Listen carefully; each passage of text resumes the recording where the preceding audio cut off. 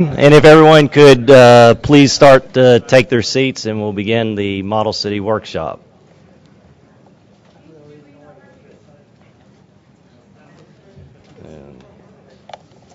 Okay. And before I turn it over to Rangam, who will kind of delve into a little bit of what today's presentations and discussions will be about, I want to first just go over some logistics, and as well as to introduce myself. I'm Matthew Hussey, Associate Chief of the Office of Engineering Technology here at the FCC, and I want to thank you all very much for attending. We're very excited about this workshop, and as I had mentioned, just a little bit of housekeeping. First off, this workshop is being streamed live on the FCC website. It's available at www.fcc.gov/live, but you probably don't need that since you're here today in person. For questions, we'll kind of follow the protocol that we've used in previous workshops here at the FCC. If you're in the audience and would like to submit a question, we do have some note cards available at the check-in desk that if you just raise your hand, staff will provide to you, and just fill out your question and then give it back to a staff member, and they'll submit it to us, and we'll give it to the moderator, who will then address it. If you're watching remotely, you can send it via email at livequestions@fcc.gov. And I also want to please ask you that if you please include your name and company affiliation on the note card or with the question, we would appreciate that greatly. And we'll try to get as many questions as possible, but due to time constraints, it may be difficult to get all of them, but we will try to address them. Hopefully everyone didn't have any problem going through security, and we'll just follow the same sequence tomorrow morning. And also, we do have Wi-Fi available here, public Wi-Fi. If you need that, there are some pamphlets at the entrances that have the Wi-Fi hotspot password. And bathrooms, if you're not familiar, you just go down that hall, in that first hallway on the left are where the men's and women's bathroom are. And we might have some coffee available throughout the day and tomorrow. And then also lunch tomorrow will be on your own. And we have a cafeteria as well as a whole litany of assortment of food trucks right there on 12th Street that you can get. And also LaFont Plaza is only about a 5-minute walk. So with that, I will turn it over to Rangam, who will delve into the details of today's workshop. Thank you.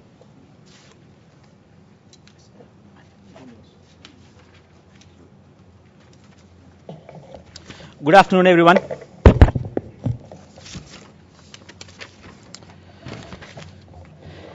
Welcome to the FCC and NTIA workshop on Model City program for demonstration and evaluation of advanced wireless spectrum sharing technologies. And on behalf of NTIA and FCC and the organizing team that includes several people who have worked hard to put it here, that includes Wendy Vegan from the NITRD, Cislias from FCC, Derek Colfin from NTIA, Aaron Deacon, Kansas Digital, Kurt from Federated Wireless, Ramesh Rao from University of California, San Diego, Joe Heaps from DOJ, Joel Tesler from NTIA, Michael Ha, Ira Klutz, Walter Johnston from FCC, with excellent support from the leadership of NTIA and FCC, which includes particularly Julie Knapp from FCC, Paige Atkins, and Peter Tenula from NTIA. I just want to ensure that I don't miss at least the critical people who have really put in the efforts to put this workshop here. We are expecting about 100 participants, about 80 are registered. We are definitely expecting a lot of walk-ins coming in. So about 100 people from the government, industry, and academia will be participating in the event. There are many people who have traveled from far across the nation, and also I know there are a lot of people still circling around trying to find a parking spot, given the problems going around. It's going to be an exciting array of panelists, lightning talks, and the breakout sessions set up for the next 1.5 days of immersive workshop. As most of you are aware, on July 19, 2014, NTA and the Office of Engineering Technology at FCC OET released a joint public notice seeking public comment on the creation of this Model City program to identify the model cities to support rapid experimentation and development of policies, underlying technologies, and the system capabilities for advanced dynamic spectrum sharing by wireless devices. This workshop has been organized to further dive deeper to explore different aspects of the model city. That includes the concept, scope, governance, process, technical considerations, and feasible funding alternatives to establish this program. I would like to state clearly the goals of this workshop. Basically, there are two different goals. One is exploring the goals and the scope for the model city. Second is to identify the alternatives for various key components, balancing the federal and non-federal interests. This is going to be a bidirectional thing at the end of the day from a spectrum sharing perspective, the way we perceive it at this time. Primarily focused on governance, which includes the management and oversight, process, and funding, and the technical considerations. That includes infrastructure and spectrum, testing, data and information handling aspects.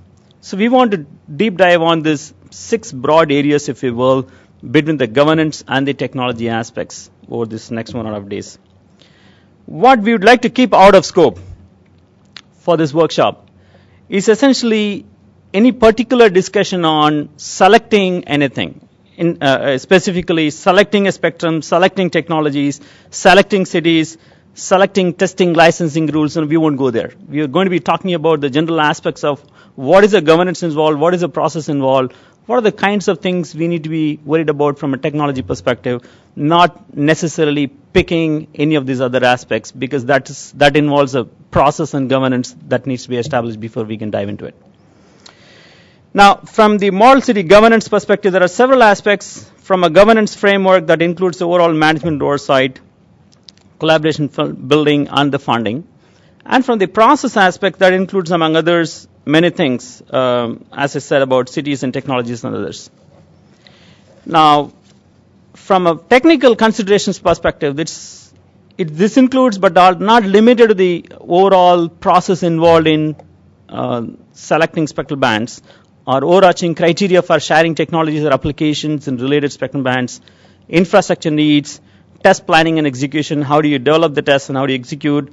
And it is also important to understand the extent to which the model city concept extends beyond the selection of an actual city, but also includes the need for establishment and management of larger test systems, tools, collection and handling of data, while taking into account the very critical security, enforcement, and intellectual property considerations. Okay, the way we have set up the agenda, for this half day today, we are going to be having a set of panels. There are 3 panels that are going to be there. The first panel, which will be led by Peter Tenula from NTIA, will talk about the model city concepts and scope from 1:30 to 2:30. Then we have another panel, 2:30 to 3:30, on public-private partnership case studies. So what we thought will be very interesting is to understand what are the other kinds of such collaboration things that has happened. Whether you look at smart cities, BTOB, US Ignite, Wilmington, TV White Space, and there are other things that are going on, for example, at INL. What are the kinds of things that is already going on or has been experienced, which can be a good model for us to understand and discuss before we go for the breakout tomorrow. The third thing is, the third panel is on the state-of-art technologies. What we are really interested in understanding is, model city is interesting, but what is the technology that exists today that we can really take into for consideration of testing? And we are trying to bring at it from different perspective. What is the state of art, if you will, on the federal government side? For example, the DOD, DOJ, and other federal agencies. Where is the state of art from the academic side, from the academia? Where is the research going on? Are there real things that can be taken into the model city? And then the third is the industry. There is a lot of things going on in the industry. And where is the industry? Is the industry really ready? And if they are ready, what kind of things are existing? What kind of gaps they see that can be brought force for testing, and also as kind of a roadmap into where the technology is evolving right now. So that will be kind of setting the precursor for the breakout sessions tomorrow. And we'll have 2 breakout sessions, as I mentioned. One is on the governance. These are all 2 parallel breakouts. One is on governance, other is on model city technology aspects. The governance will happen in this meeting room, while the Model City technology aspects will be happening in the South 1, I guess, the conference room number, South 1.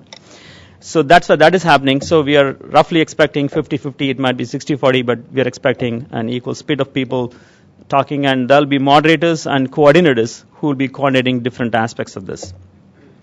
And then in the afternoon, we will have Chairman Wheeler will be talking to us at 1:15 to kick off the afternoon session, kind of a brief remarks from the chairman of the FCC, followed by a debrief on the breakout session, where we'll have an opportunity to understand what happened in the other breakout, but also have an opportunity to have a question and answer session and to kind of come to some kind of summary recommendations, if you will, for the next steps in the Model City program process.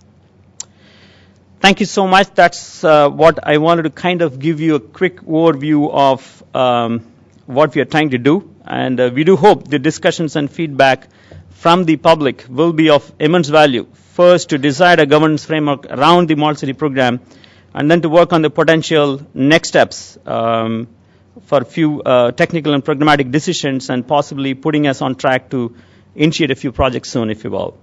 And that can be of very immense value to the whole nation, and I'm sure to even to the global community as well, as we look forward to innovation, launching the innovation in the path of building the Spectrum Superhighway. Once again, welcome to all of you. It is my pleasure to welcome each and every one to the workshop. Thank you.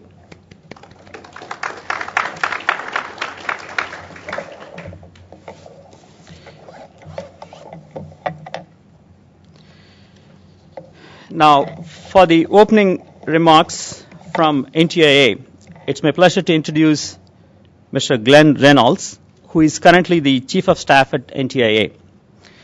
Previous to joining NTIA in 2014, he has been with NTIA for about 8 months now. But he knows Washington, D.C. inside out as any other better veteran might be.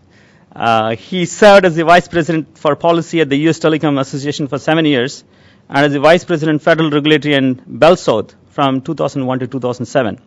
He was the Deputy Chief of Common Carrier Bureau and others at the FCC from 1996 to 2001, and was with the Patent Boggs LLP from 1988 to 1996.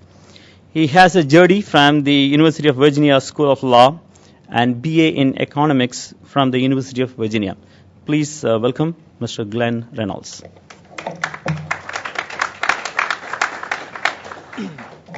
This place looks strangely familiar from previous lives.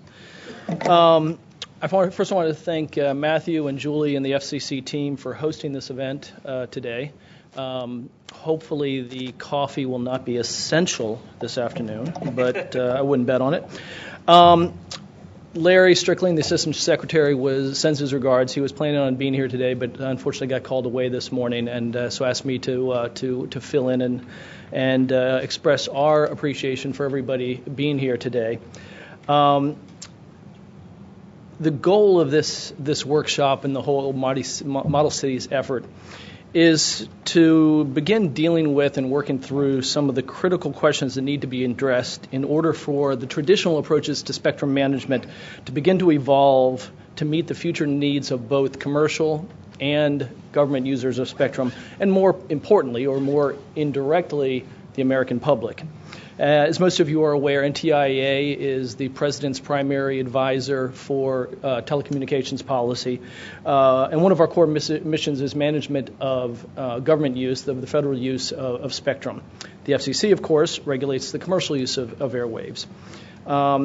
We do this together in close collaboration, and I expect and I hope that that word collaboration will sort of become one of the buzzwords of this event, as well as the Model Cities effort generally, as it must be with respect to spectrum management and the evolution of spectrum management more generally.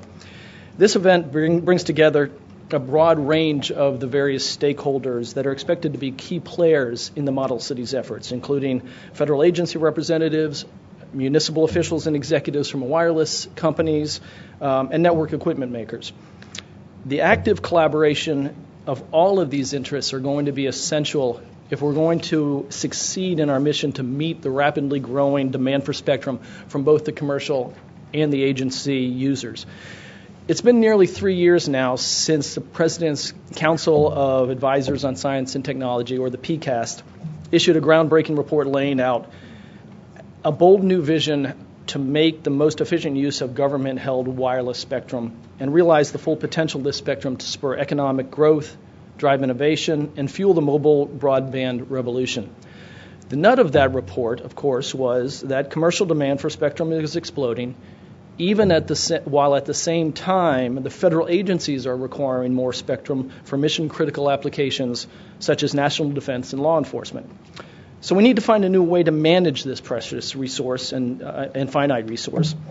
The traditional approach of clearing spectrum, now used by government agencies, and auctioning it off for the exclusive private sector use, the PCAST report warned, is often too costly, too time-consuming, and too disruptive of federal missions.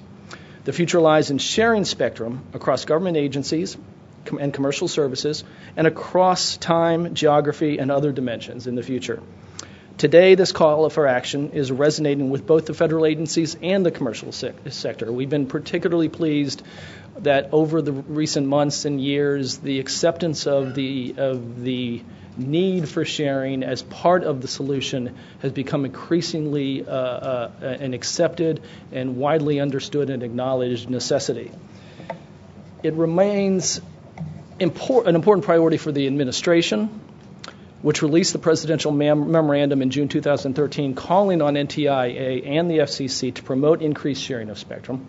Indeed, sharing will be critical to meet the administration's goal of freeing up 500 megahertz of spectrum for licensed and unlicensed wireless broadband services by 2020. There are several work streams that are moving forward simultaneously towards this goal. Some are led by the private sector, some are led by the agencies, but all are requiring collaboration between public, private, academic, and technical stakeholders. This workshop focuses on one of those work streams, namely, how do we move spectrum sharing from concept to reality?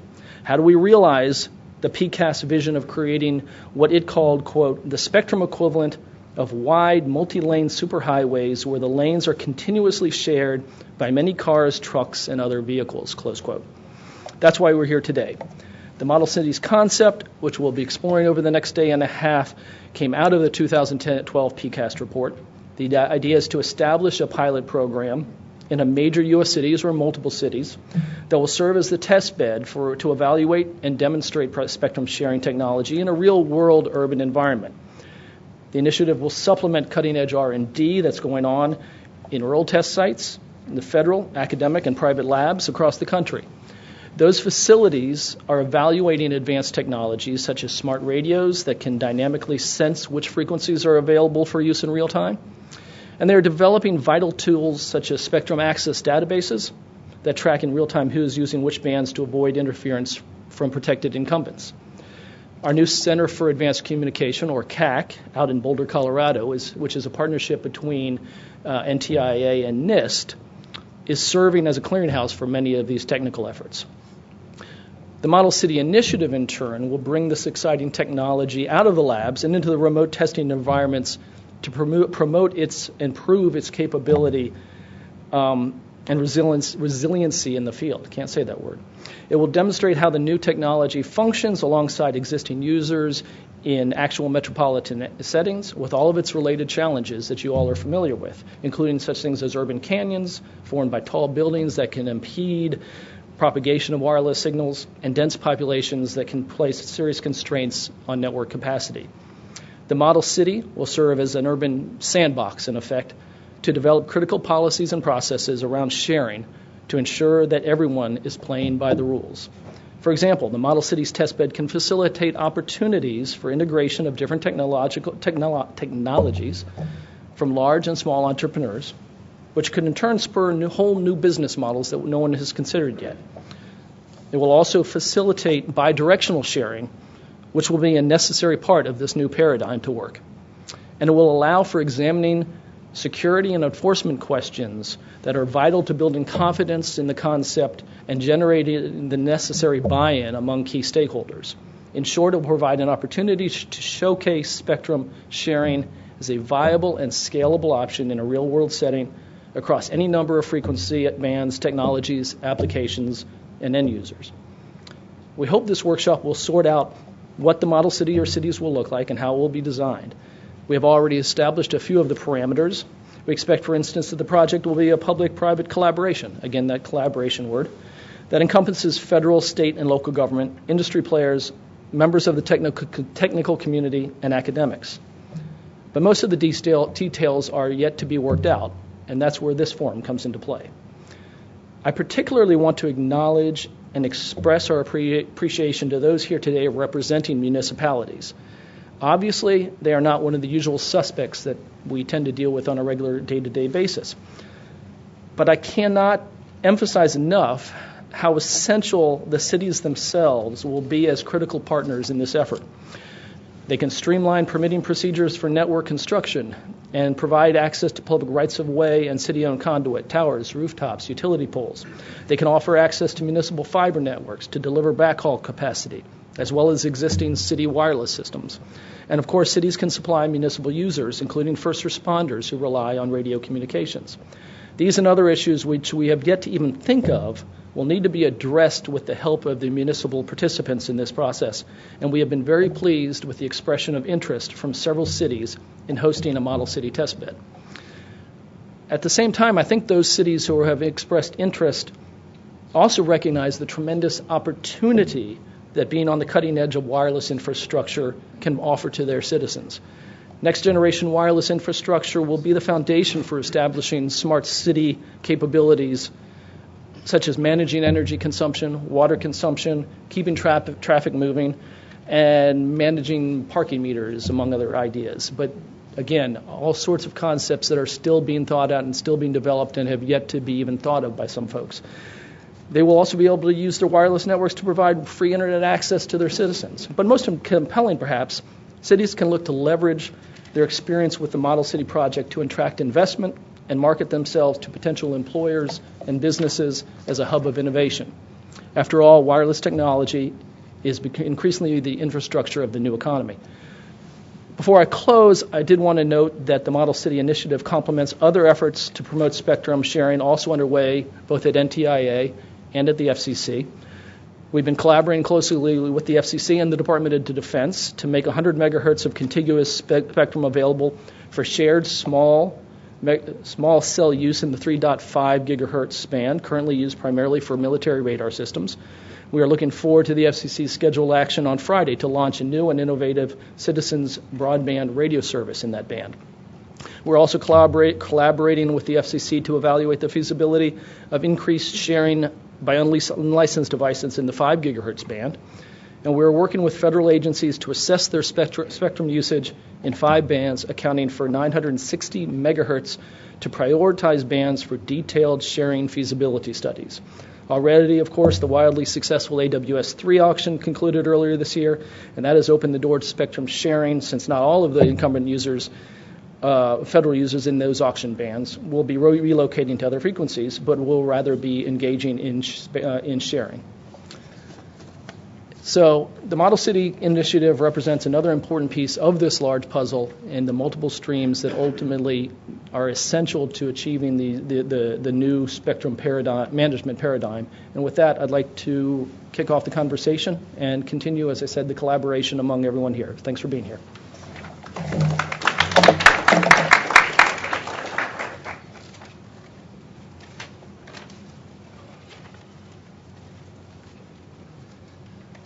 Thank you, Glenn, for those opening remarks. I'd like to go ahead and kick off the first panel by Freudian slip there. All right. Since we're talking about such a serious subject, we need to make it a little more lighthearted. Anyway, the first moderator is Peter Tenhula, who will actually be moderator but also participating as a panelist to the Model Cities concept and scopes. And if you're not familiar with Peter, he's currently Deputy Associate Administrator in the Office of Spectrum Management at the National Telecommunications and Information Administration. And prior to that, he's been with NTIA since 2012. Prior to that, he was the Shared Spectrum Company's Vice President and General Counsel. He also did just a small stint here for about 16 years here at the FCC in various capacities in the Wireless Bureau Media, as well as with Chairman Michael Powell and William Kennard. So I'd like to turn it over to Peter, who will then briefly introduce the panelists.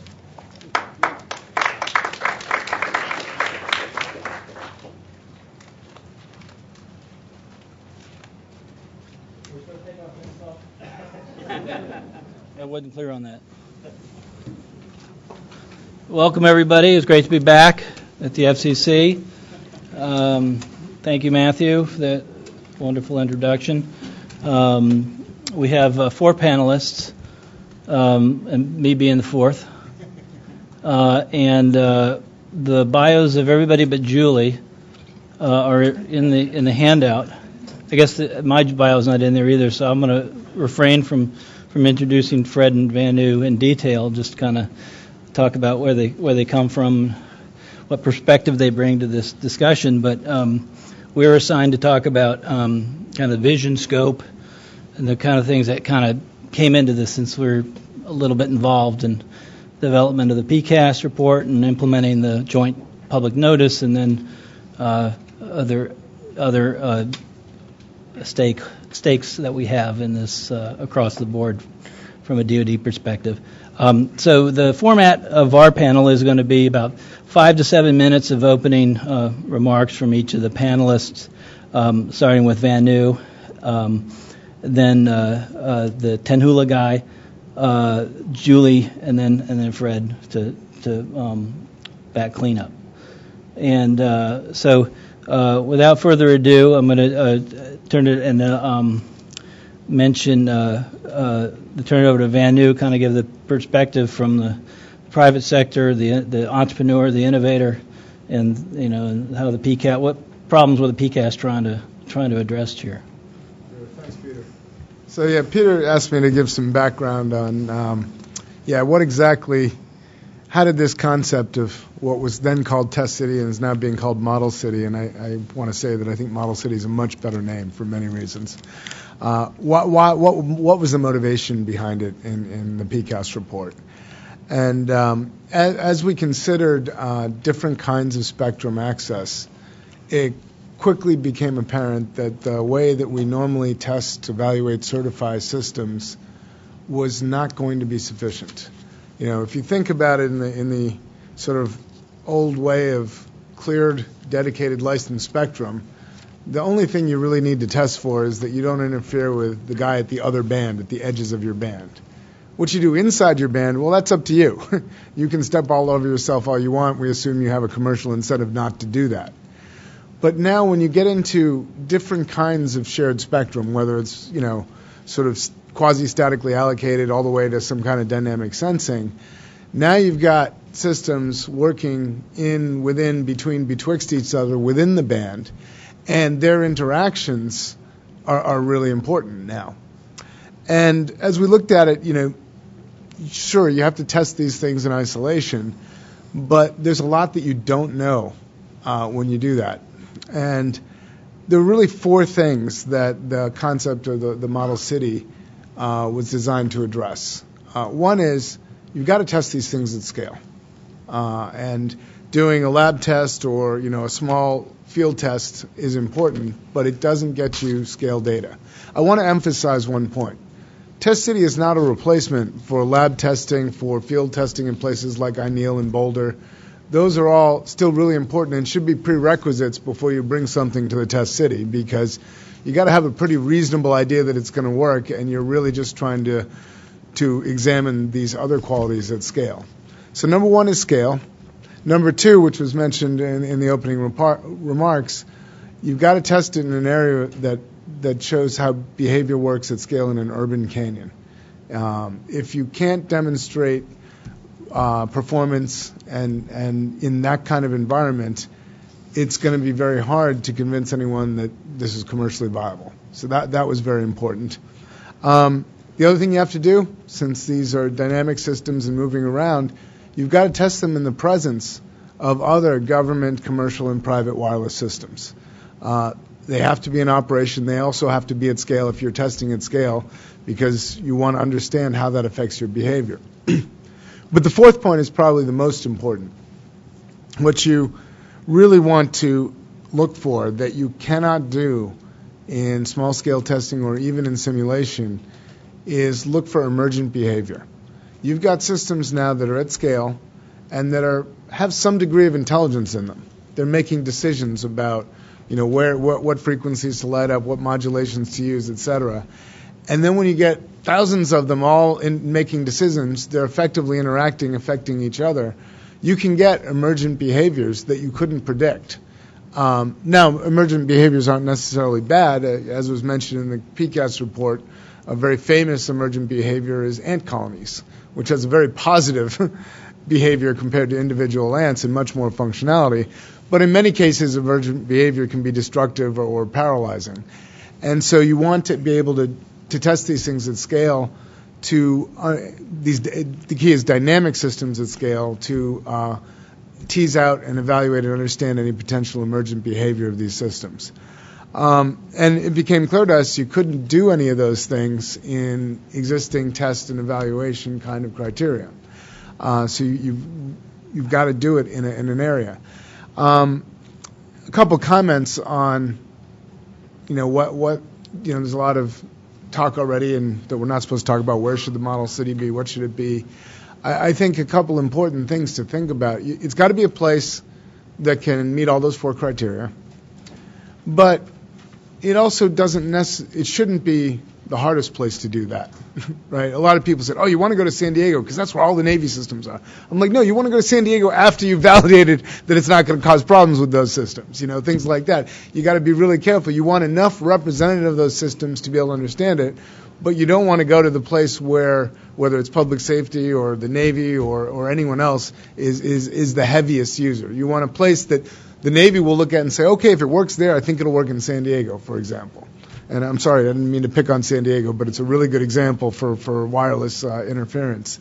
The other thing, and I think this is the most important thing, and it gets to policy, is we're going to be doing experimentation, and we got to be flexible, and not only with the technology, but with the policies, right? So obviously there has to be a mechanism in place, and it's probably an extension of experimental licenses to get access to these things to do the tests.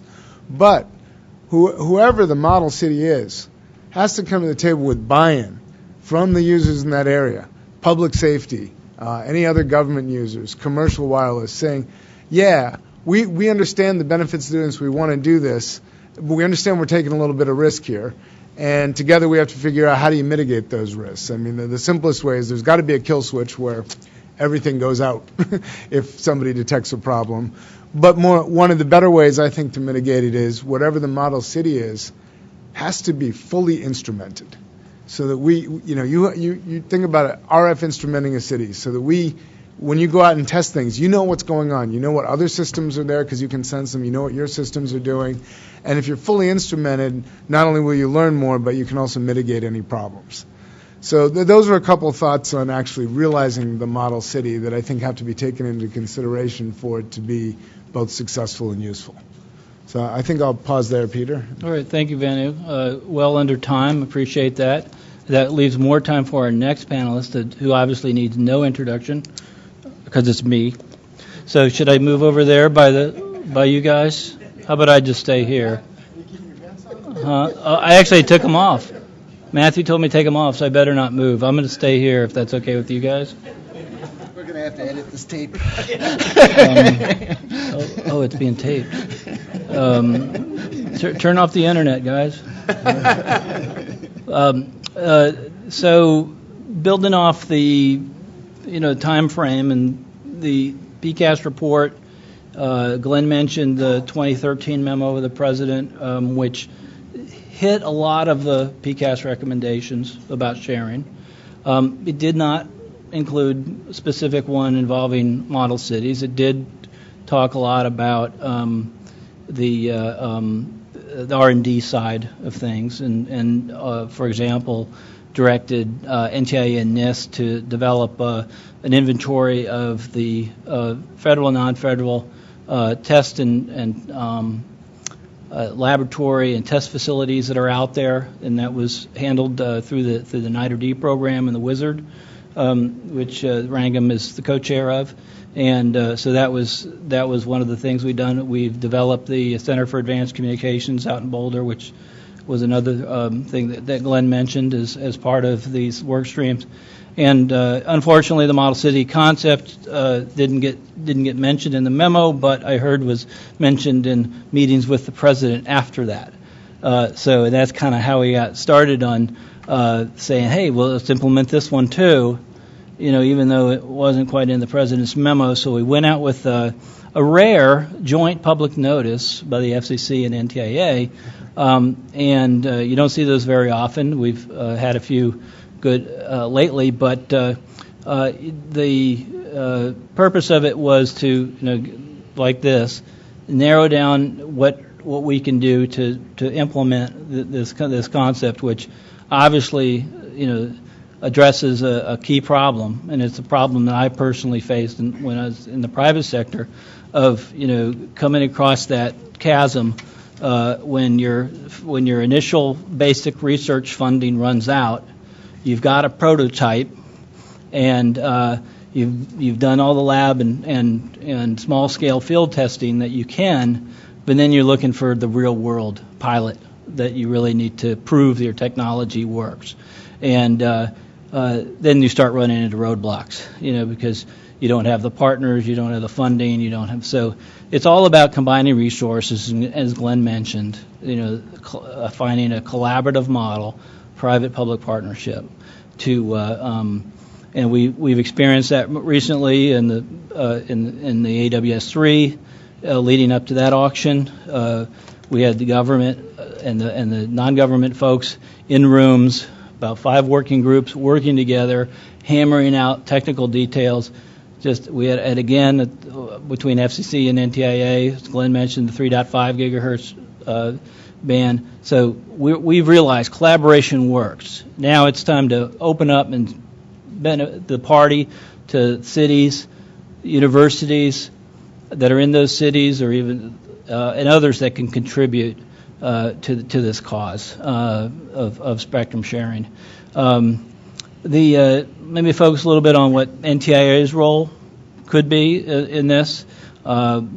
Obviously, we're the regulator of the federal spectrum.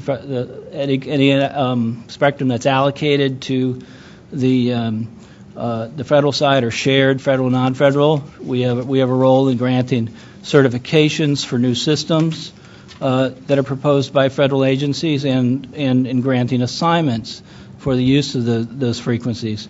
And it involves a lot of collaboration. I am also the chair of the Interdepartment Radio Advisory Committee, the IRAC, and that's all we do is coordinate and collaborate among the agencies with the FCC on getting access to federal spectrum. And those agencies, not just DoD,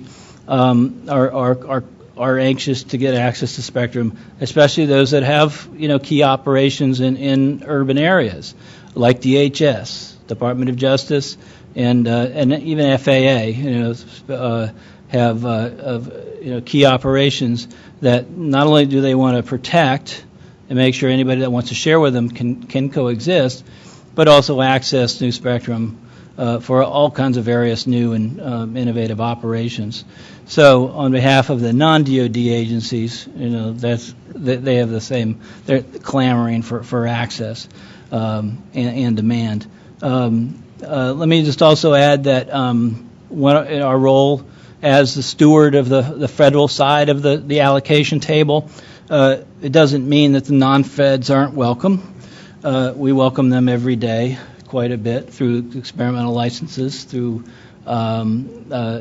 other means for access to that spectrum, even if it's allocated on an exclusive basis to the federal side. So we're looking at how do we streamline the access to that spectrum as well. So those ideas hopefully will come out in the breakout sessions. So how can we facilitate that? Working with the FCC. I've already actually started doing it internally at the NTIA to figure out how we can improve the what we call the STA process, Special Temporary Authority, right? It's used a lot for space launches recently. How can it be used, to have access in the cities where some feds may not be operating, that intensely, especially the agencies that operate in the usually in the sticks. But there's all kinds of opportunities here. So looking forward to the outcome of the workshop and the breakout sessions. I appreciate everybody's participation. It's going to be a really valuable program. Thank you for having me.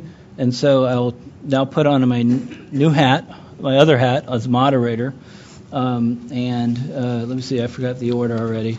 Turn it over to I'm turning it over to Julie. Julie, Fred's batting cleanup, I forgot. Julie Knapp, of course, needs no introduction since he's been here at the FCC since 1934. And he has a fountain of youth in his office. You can tap in.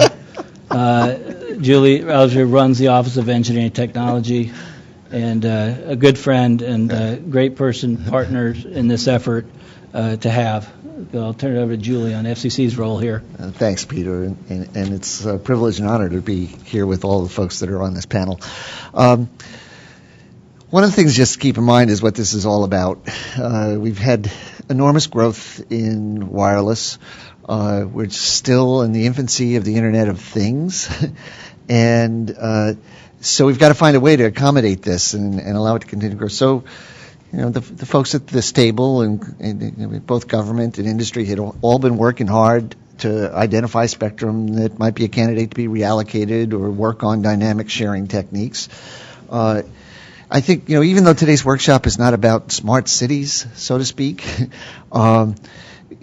all you have to do is take a look at what's going on there and how much is packed. We're envisioning to pack into densely populated areas for things like water management, energy management, healthcare, and so forth. And so we're going to need to find a way to accommodate all of that. There's been a lot of work that's been going on dynamic spectrum access. It's kind of been a slow maturing process, but it really is kind of at a point where it's ready to be rolled out, I think, at some scale. So when engineers think about new technologies, normally you think about a rollout in a few steps, and I think Vano mentioned a few of them. One is you've got to have some principles about, well, how is this going to operate? You can't just throw a system out and let's see what happens. So you have a theory of how all this is going to work. Then maybe you develop a prototype and you do lab tests and check that does it work the way you expect. And then it's this third area where we're really focused on in the shop. Traditionally, in the past, what you do is you might get an experimental license to do a field test, but it was pretty limited.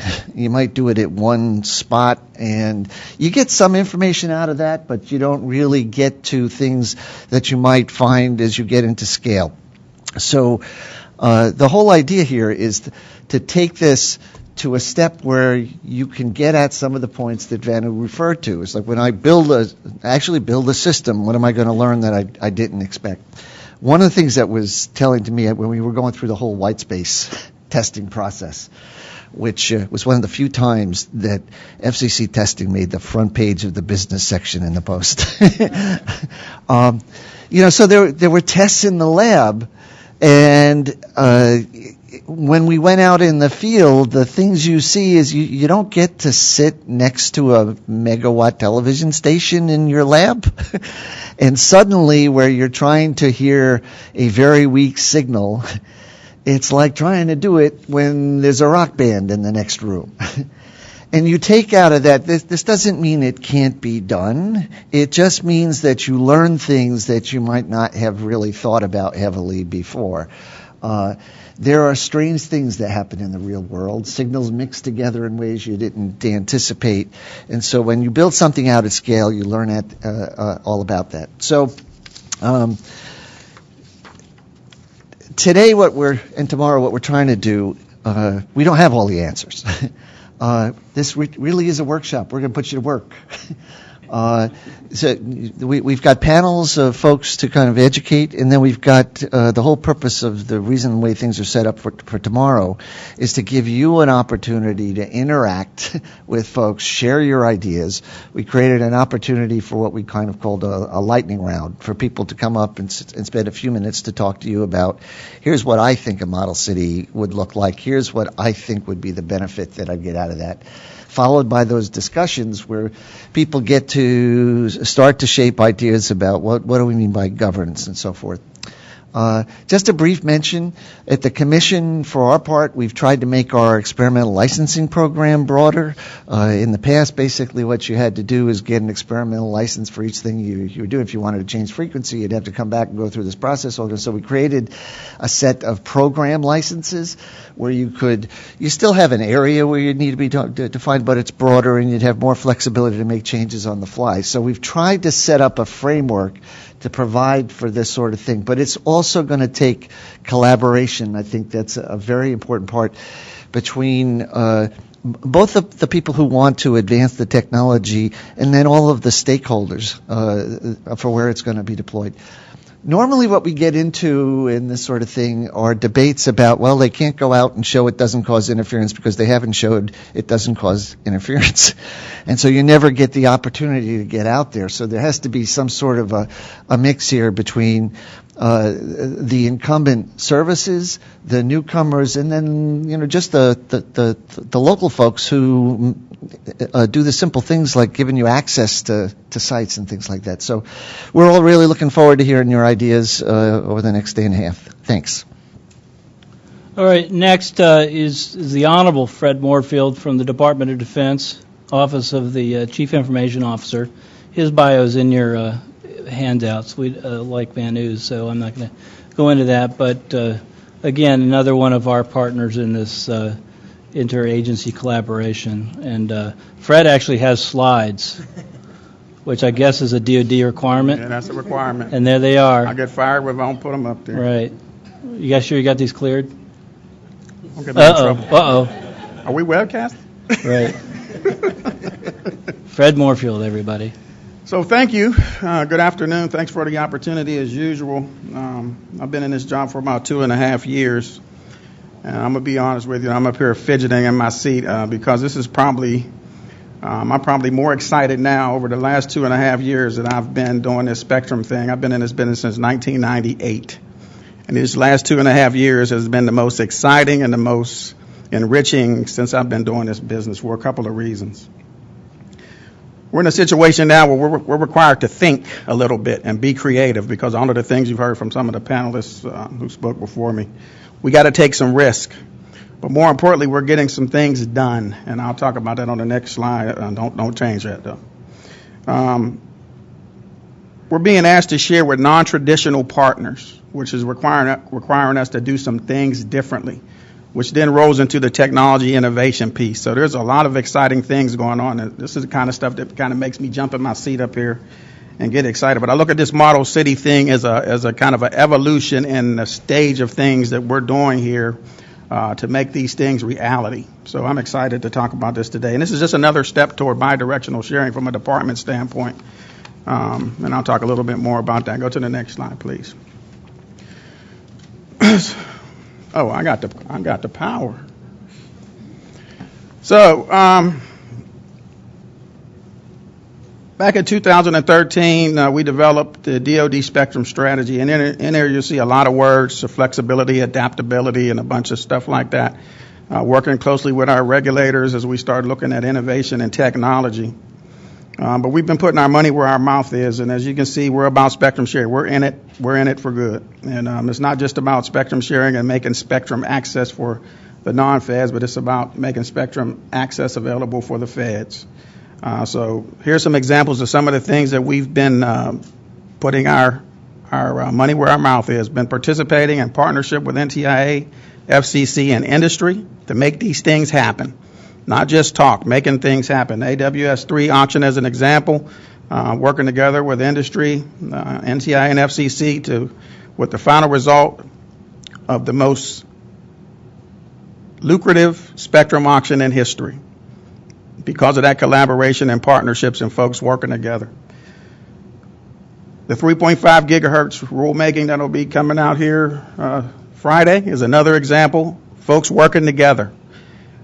Collaboration, and I'll keep saying it until folks believe it. It's about collaboration, cooperation, partnerships, folks working together, talking together. The operators and the technology guys sitting across the table from one another, working on solutions to solve some of these tough problems. That's the bottom line. Next slide, please. Oh, geez. I'm so used to somebody else clicking them. I'll do it. So, I'll do it for you. yes, I'm spoiled. I'm spoiled now. So as I said, in 2013, and we went public in 2014, released the DoD Spectrum Strategy.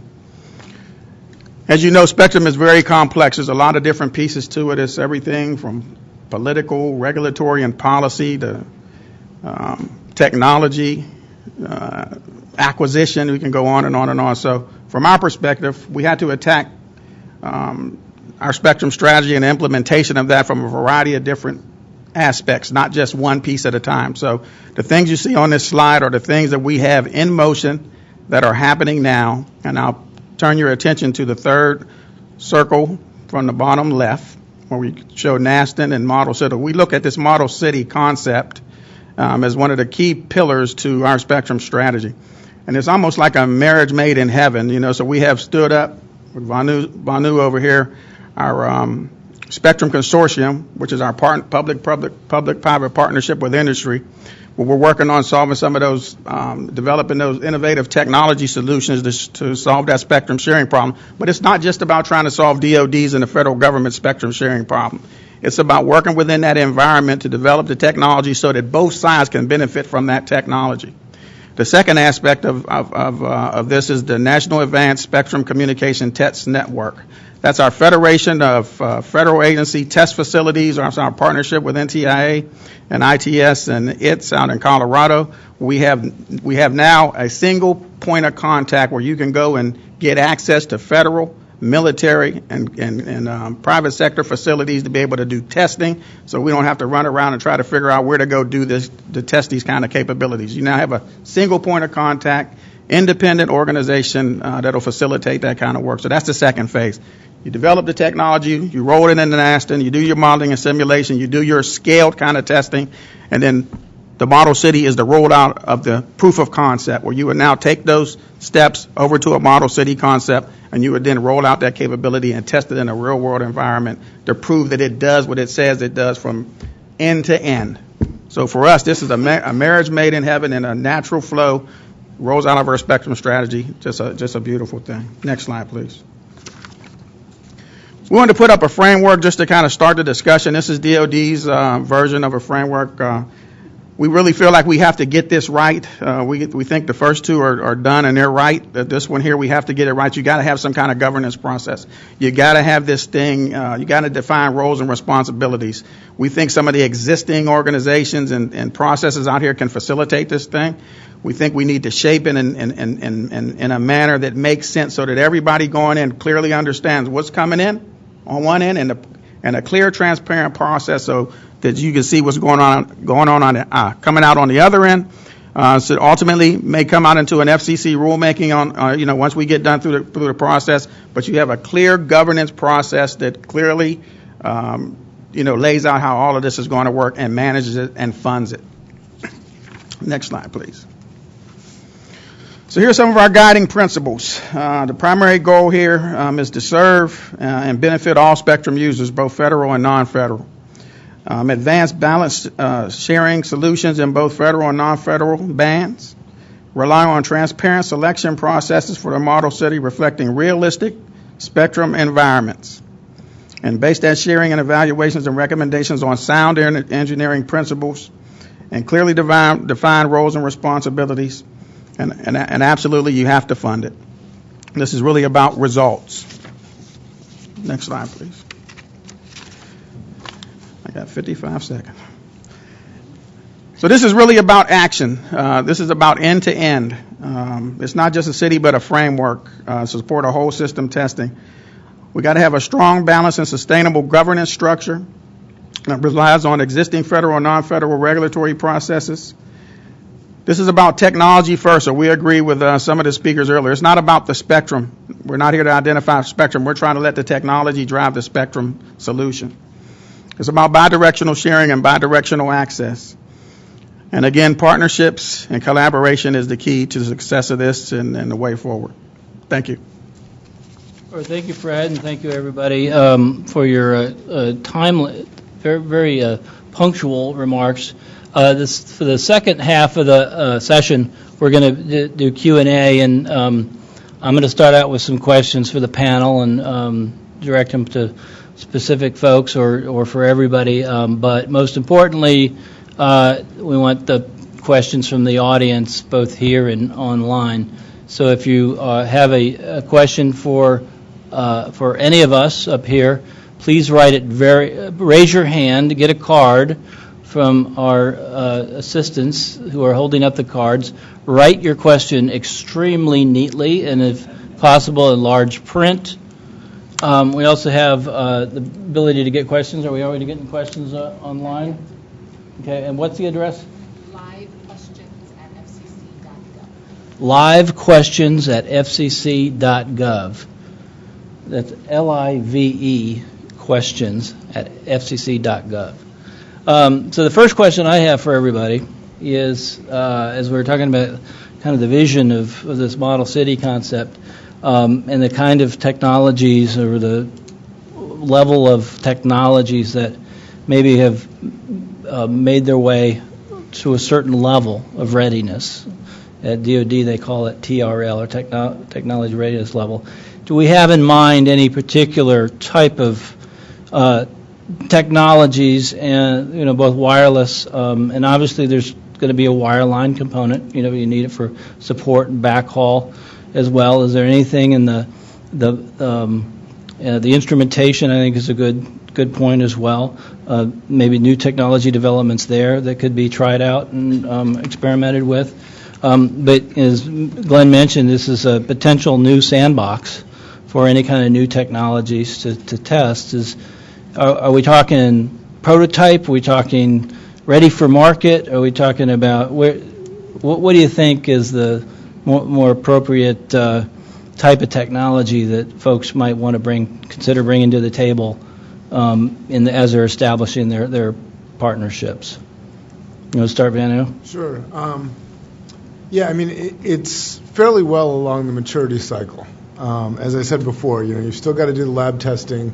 You should do small volume outdoor field testing. So, lab testing, as Julie said, it verifies that, the implementation sort of follows the theory. Outdoor, real world, small scale testing in a place, like Anil gives you some idea that, okay, you can put multiple of these together and it works as advertised. So I would say, sort of in commercial terms, it would be a beta product or a pre-production product. It's pretty well baked. You could give it to sort of your initial user group, but not ready for prime time because you don't know about these other behaviors that you want to investigate. You don't want to be doing Wild West experiments in this kind of context. It's for a very, very specific purpose. And as far as like TRLs and stuff, I would think more in terms of gates. You have to pass through the gate of a lab test. You have to pass through a field test of a certain size, and maybe then do some theoretical analysis on that to look at, okay, what do we think is going to happen at scale? Once you have that, you can go in and test it at scale and see if your theory agrees with your reality. All right, Fred? Sure. So a couple of comments here. I think there's a lot of opportunity here. I don't want to get too specific, but there's a lot of opportunity here, and I'll call them the categories of testing and training.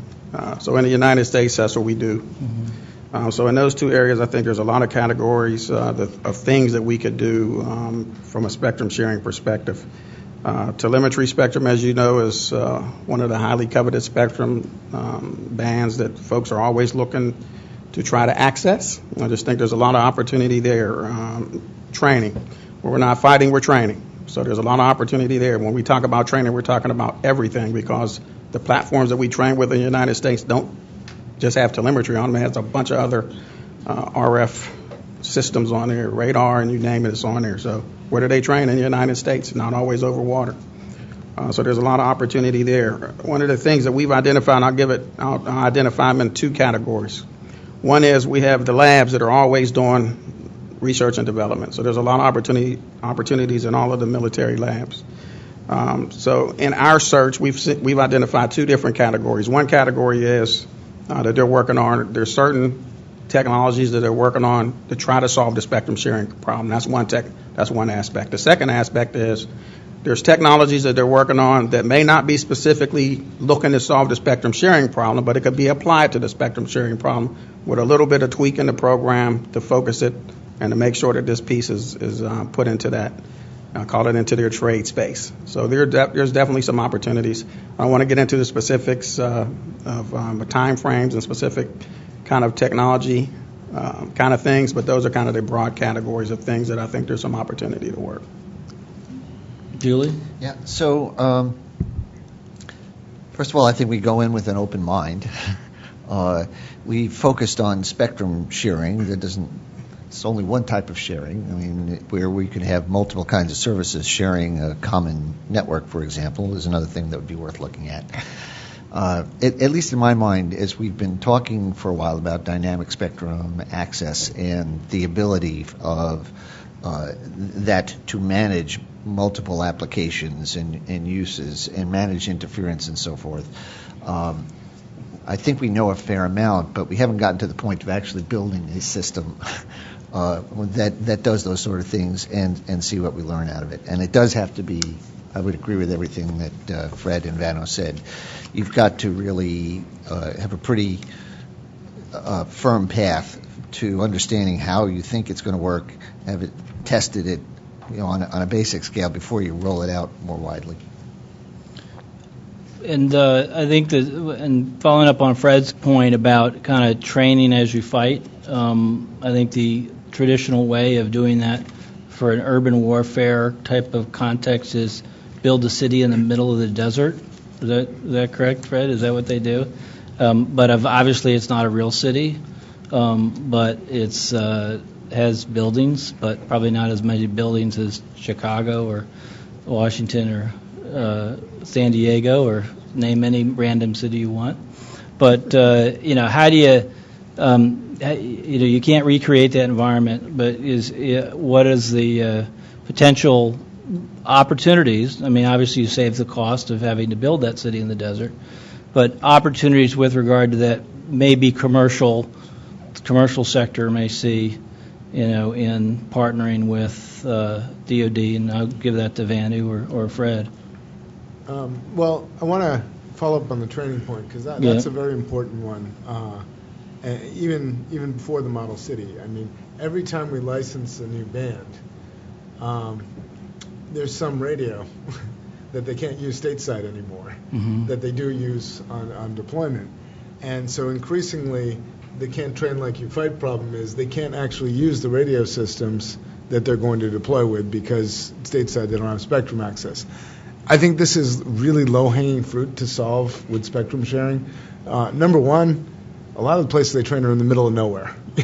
So, with some kind of simple database kind of geographic allocation, you can probably solve 90% of that problem.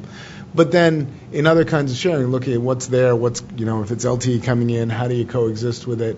That's low-hanging fruit with big impact for the DoD in the near term. But to your other point, obviously, I mean, there's tremendous commercial benefits to having a model city type facility as well, for technology development, testing, evaluating new ideas, new technologies, and especially where those technologies have to coexist with government incumbents. And I think from a perspective of the nation, that would be a facility that would give us a huge competitive advantage. That if we had that and could do that kind of testing here, the technology would be developed here, the business would develop here. One of the things that was tossed around was calling this sort of the super collider for spectrum. Whoever has a super collider gets the basic physics research and what spins out of that. This is the equivalent for spectrum in terms of moving it forward. Let me take Go ahead, Fred. that too. So, a couple of things. this is an opportunity. I want to couch a word here, and I think this is an important word, and I talk to my buddy over there, John Hunter, about this all the time. This is really about spectrum access. So the benefit to industry is working together with DOD and the federal government to help us shape that technology in a manner that's going to allow both sides to get access to the spectrum when and where they need it. That's the incentive. You get an opportunity to sit across the table in a different environment. So we're creating a different environment that we've had in the past, where you can actually sit across the table from DOD and us across the table from, and we don't have all the experts.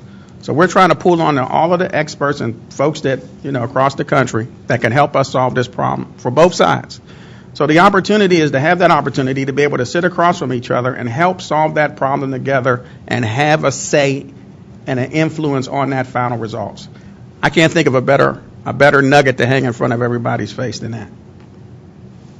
Yeah, although, Julie, from a tactical perspective, you think that the city environment, Glenn mentioned the kind of the urban canyon phenomenon and other problems that go beyond the traditional interference among, different services and different users, but like building penetration, which is obviously a very important kind of thing for public safety, making sure that signals in various bands, whether they be allocated to whomever, can get into the building or out of the building, or are confined to the building, is that something that where there are other technical problems that the city sandbox can help address?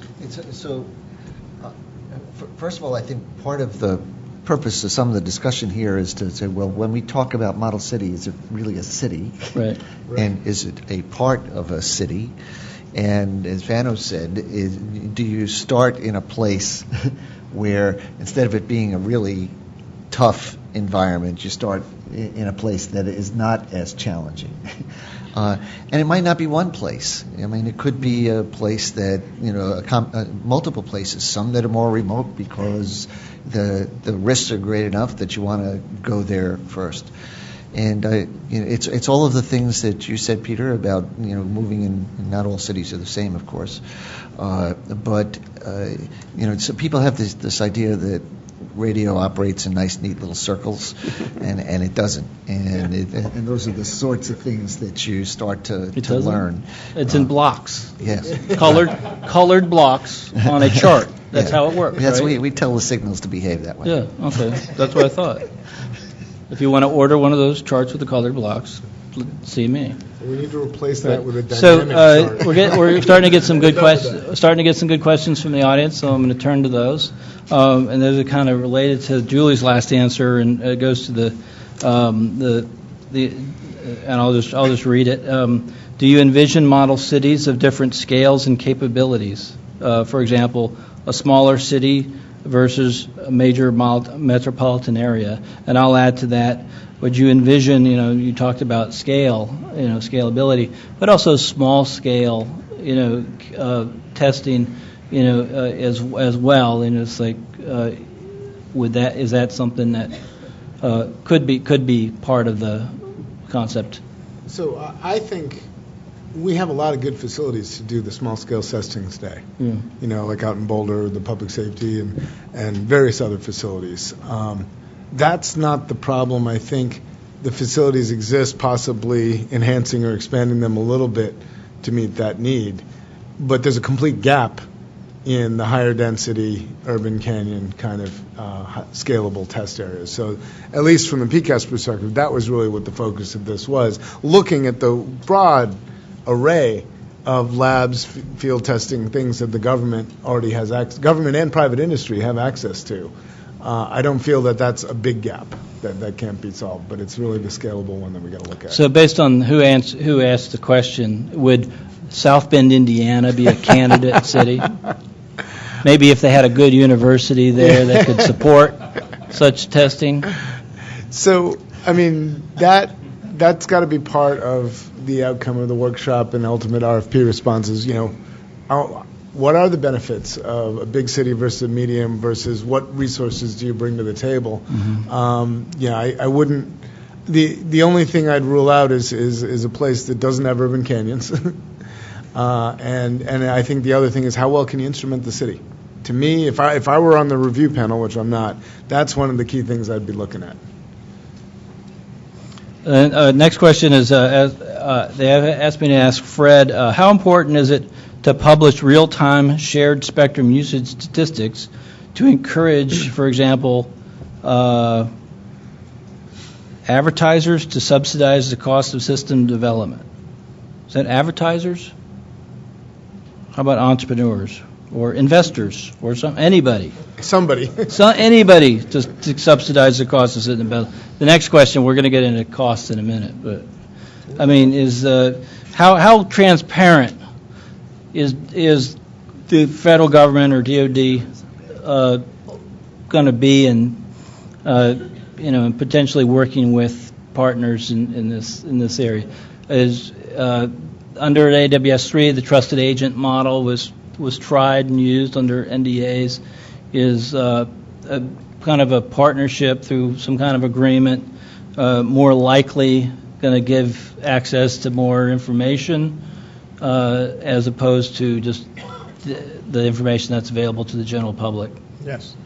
So that was one of the reasons why we established NASTN. And that was the beginning of what we call our trusted agent organization, where somebody, I would call it, doesn't have any skin in the game. A single point of contact, trusted agent, an organization where everyone can go to, where we can share that information. Now, within the NASTN concept, there may be opportunities to go beyond that, but right now we're looking at NASTN and the NASTN organization as an independent assessor to be that trusted agent for between the federal government, DoD, and industry. And if, Julie, you want to mention anything about the database concept as something that is not, it's spectrum related, but really it requires a different skill set, maybe bringing a different partner to the table that hasn't been, but is lately in the TV white spaces and 3.5, spectrum databases are becoming more important. They don't have to be residing in the city, but is it something that, all the data that can be developed in a test city or a model city, you see the database. How do you see the role of database? Yeah. So just as a starting point, Peter, I think what we try to do collectively is look for the right solution for the right sharing. So sometimes it's going to continue to be a form of sensing, whether it's dynamic frequency selection or something like that. And in some cases, it'll be database access. And, we're still learning as we go, I think. The white space database was actually relatively simple because we could just say, here are the services. The television stations don't move around a lot. Right. And so you could draw the contours that had to be protected, and it was pretty straightforward. You enter that in, you go to the database, it says, if I'm here, here's what's available. I can't say much more about the item that we've got for Friday, but that really is the next level of sophistication. And as we get into managing potentially different kinds of uses through a spectrum access system, it's exciting in that it opens up new opportunities. It's also more of a challenge to make sure it does everything that we expect it to do. So I'm getting a lot of questions for Vanu. The most recent one is, are you single? Can I have your phone number? Peter, no. There's no name. Sorry. Okay, so no, actually, I expected this one. You should be able to answer that first question. Yeah, I expected this one for Fred and Vanu. Can you elaborate on the National Spectrum Consortium? What's the goal of the organization? You want me to start? All right, so let me give you a little history on how it came to be. Again, following sort of the PCAST work, came to know and understand the challenges that a lot of people in the government, particularly DoD, but other government agencies as well, face with spectrum. And the fact that a lot of them could be solved or mitigated by some level of sharing. And when I say sharing, it runs the gamut from database or quasi-static allocation to full sensing kind of sharing. There was kind of an acknowledgement amongst a lot of people, especially in DoD. They said, look, we don't really know what's going on in commercial industry and what's being developed in companies, especially small companies. And we kind of suspect there might be solutions out there for some of our problems that we don't know about. And on the flip side, in talking to industry, especially what DoD likes to call non-traditionals, the people who don't typically do a lot of defense work, they don't really understand what the government problems are. And you needed to bridge that gap. And I was pointed by Ben Riley at OSD at the fact that the solution to this problem, which was actually done about 15 years ago for robotics, suddenly the U.S. military found itself needing to deploy robots to go into caves, and they didn't have them. And the technology wasn't in one company and wasn't typically in a defense contractor. They needed pieces from a bunch of small companies. But those small companies couldn't deploy, deliver, and support for DoD, so they needed to partner them with some more traditional suppliers. And what they created was, they created this thing called the consortium. It was the robotics consortium. What it is, it's a group of industry that comes together. And if industry has the right mix of traditional, non-traditional academia, it can contract with the government and representing a significant portion of the industry.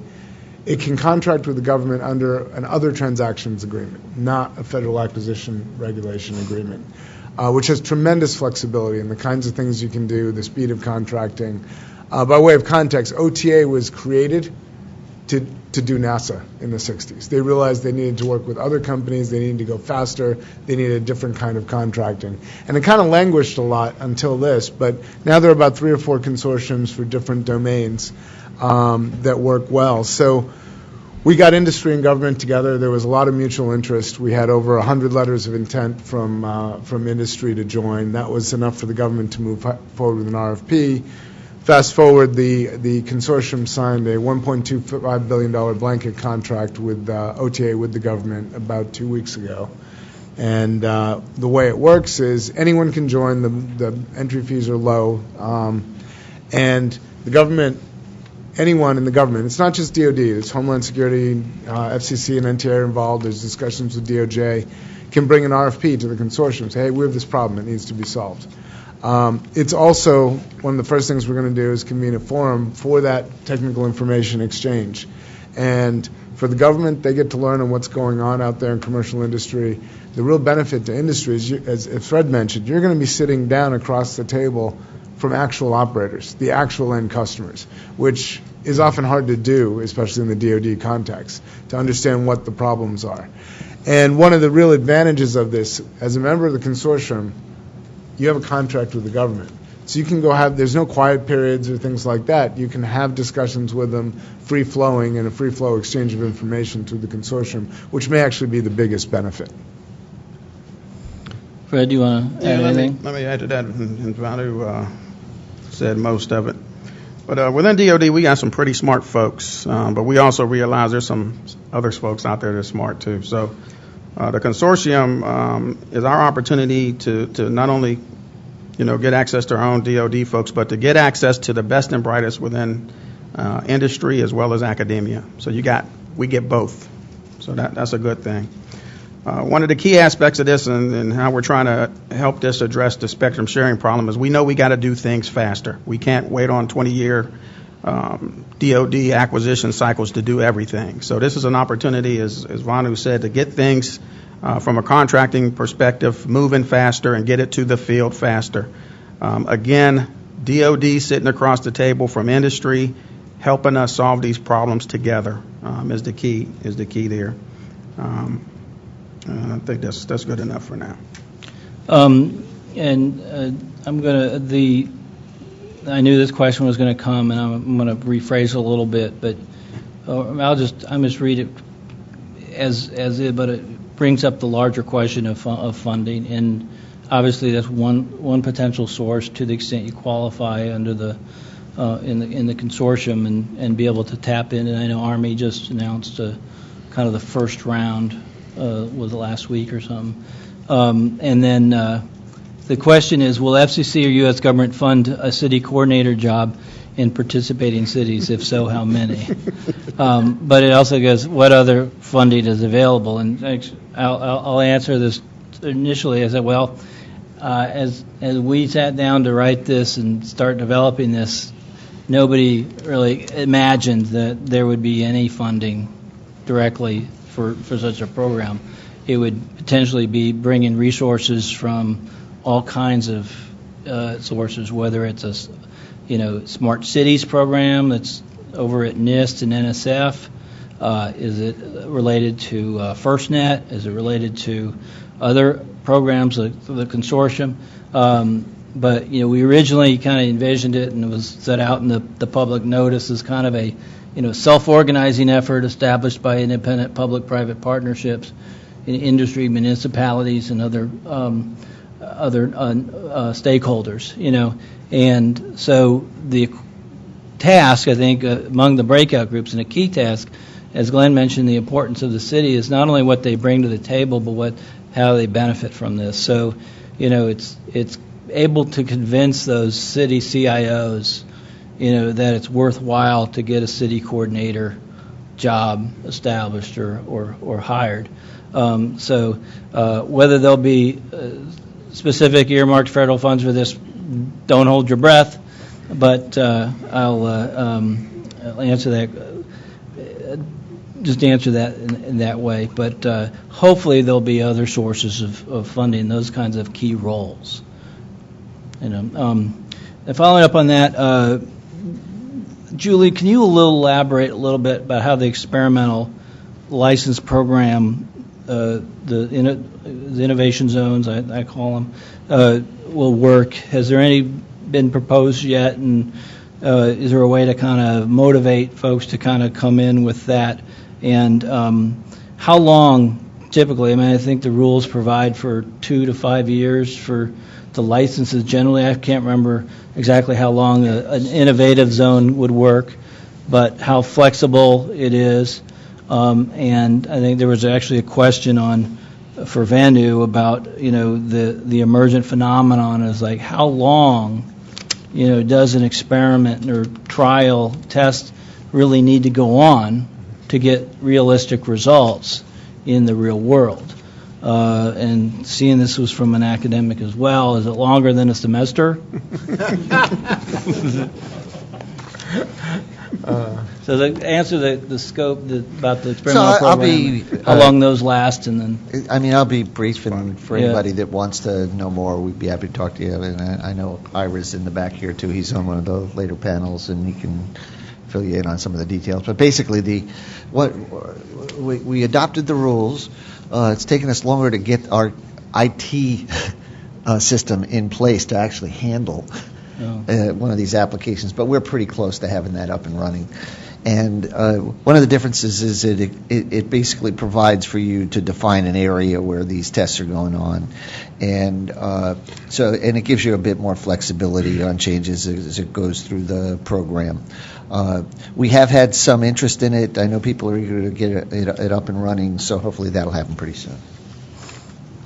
Okay. Yes, on the time frame. The simple dumb answer is, well, that's one of the things we want to find out. Yeah. But in reality, I think you can think about where emergent behavior is likely to occur. It's going to occur at dynamic states, not in a steady state. So, for example, if you turned on 10,000 nodes at the same time and they're all trying to access spectrum and running their algorithms, you could imagine a situation where people grab stuff and they sort of chase each other around and never settle. Or suddenly you shut half of them off, or add double the amount of nodes. So I think there are probably ways you can tease it out by forcing the dynamic states in it, whether it's turning devices on and on or moving them around a lot. So I don't think, this is just my gut, says it's not going to be a function of time. Like, 10,000 people sit there with their systems and suddenly something happens. It's going to be tied to changes in state. Maybe just to add one point. The thing we always struggle with in the experimental program, that is truly an experiment. And so people don't file as an experimental license, I'm going to deploy a nationwide service, and that's my experiment. That's not the point of the program. Happens a little more often than you'd think. But, I mean, we actually look at these to see, is there a real experiment here? What is the purpose of this? And as part of the program, what is, what's the end point? And it's got to pass the red face test. It can't be, we're going to do this experiment for 20 years and then we'll take it down. So. I'm familiar with those. We're out of time, but I guess now I'd just like to conclude with a thanks to everybody for participating in this, and hopefully we kicked it off. We gave the other panels in the breakout session some food for thought as they do the real work tomorrow, especially the breakouts. So please join me in thanking me and my panelists.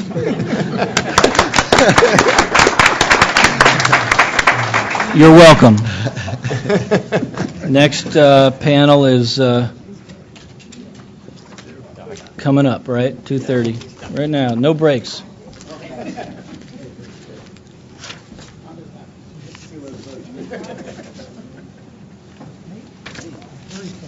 Thank you.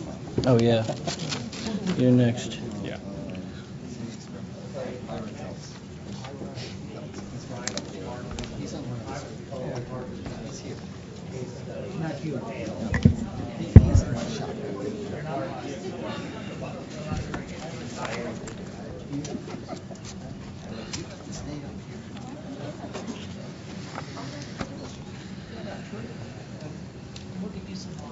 Oh, thank you.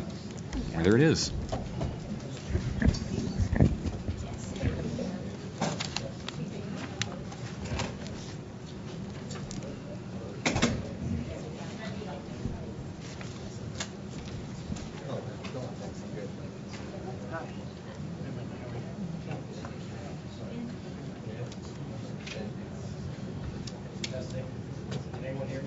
Is it not? There you go. There we go.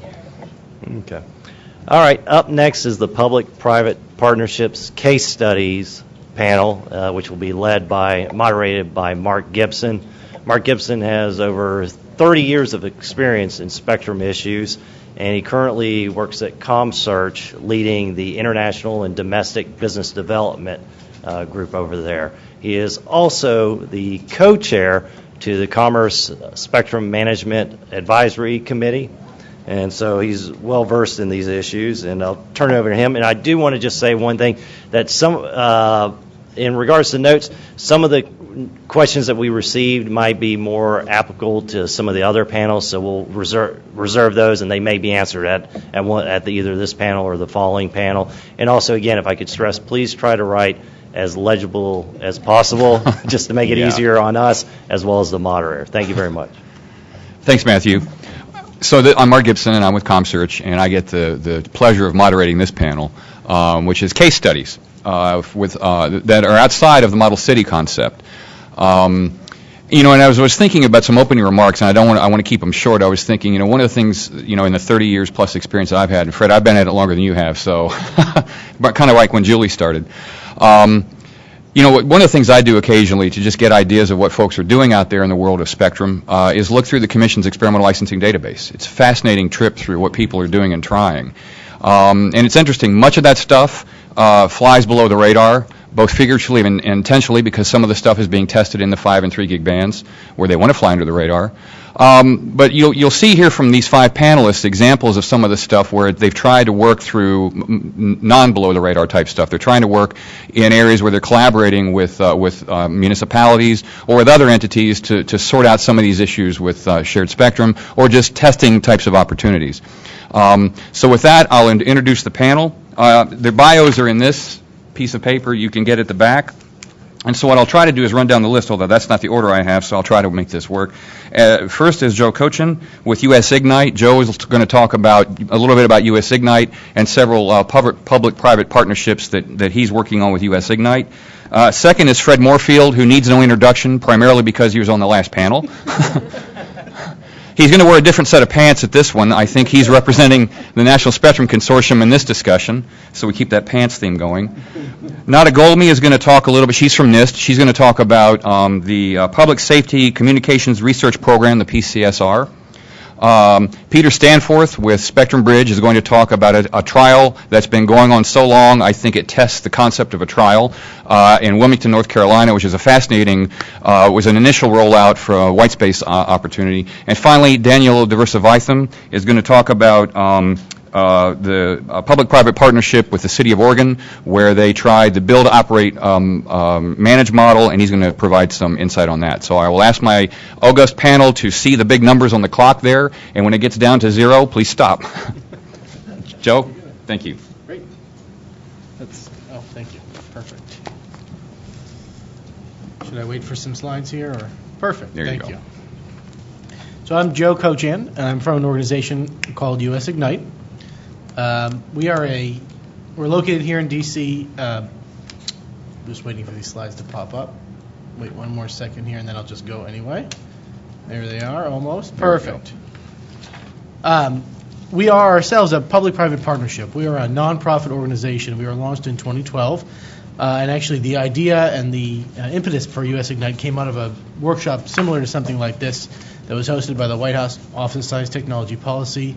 And one of the people there originally responsible, I see here nodding in the audience, and attended by some NSF researchers and some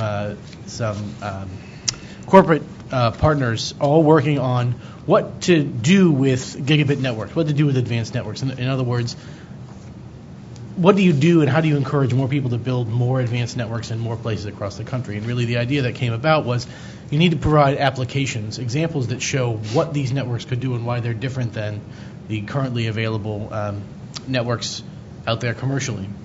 So US Ignite itself is a national public-private partnership.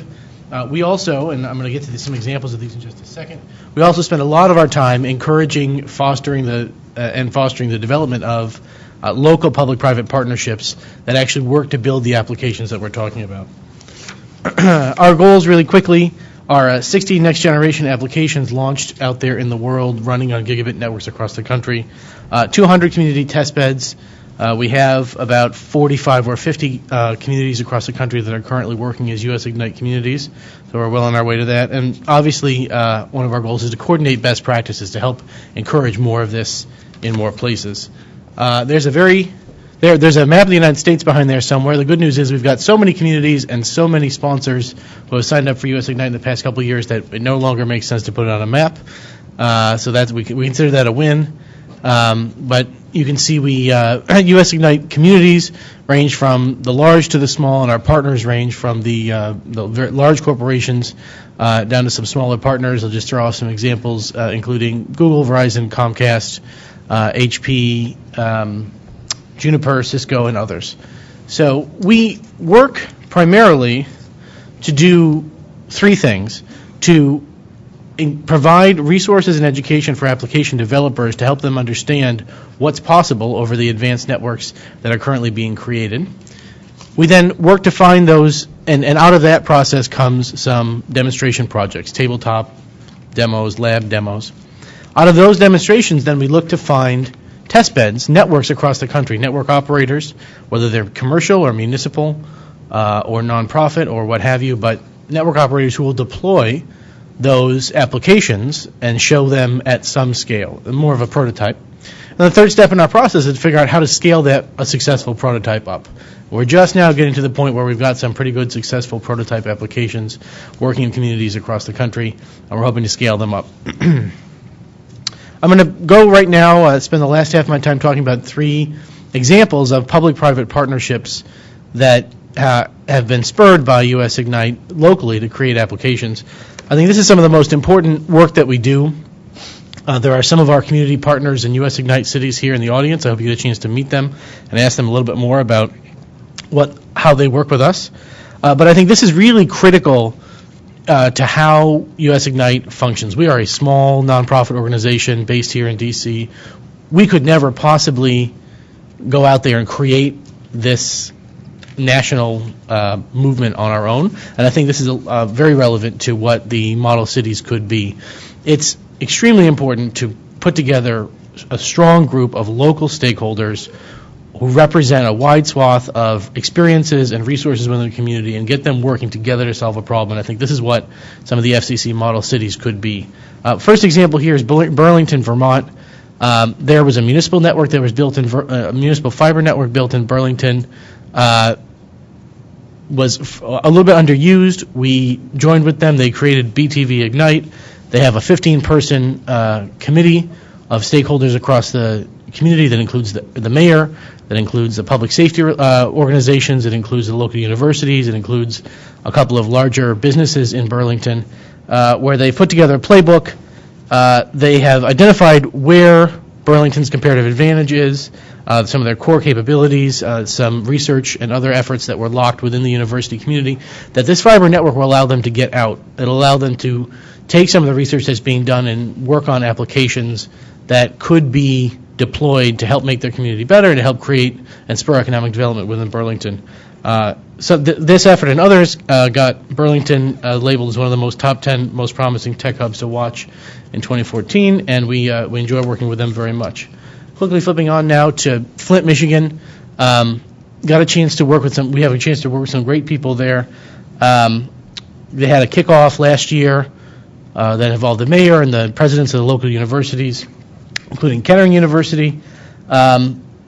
They, through this process and through the gathering of the stakeholders and the discussion of what it would take to help create advanced gigabit applications, folks in Flint identified some underutilized network resources that were linking many of the institutions in town. With the effort of those stakeholders and with the identification of those underutilized resources, we were able to help convene a process that is now allowing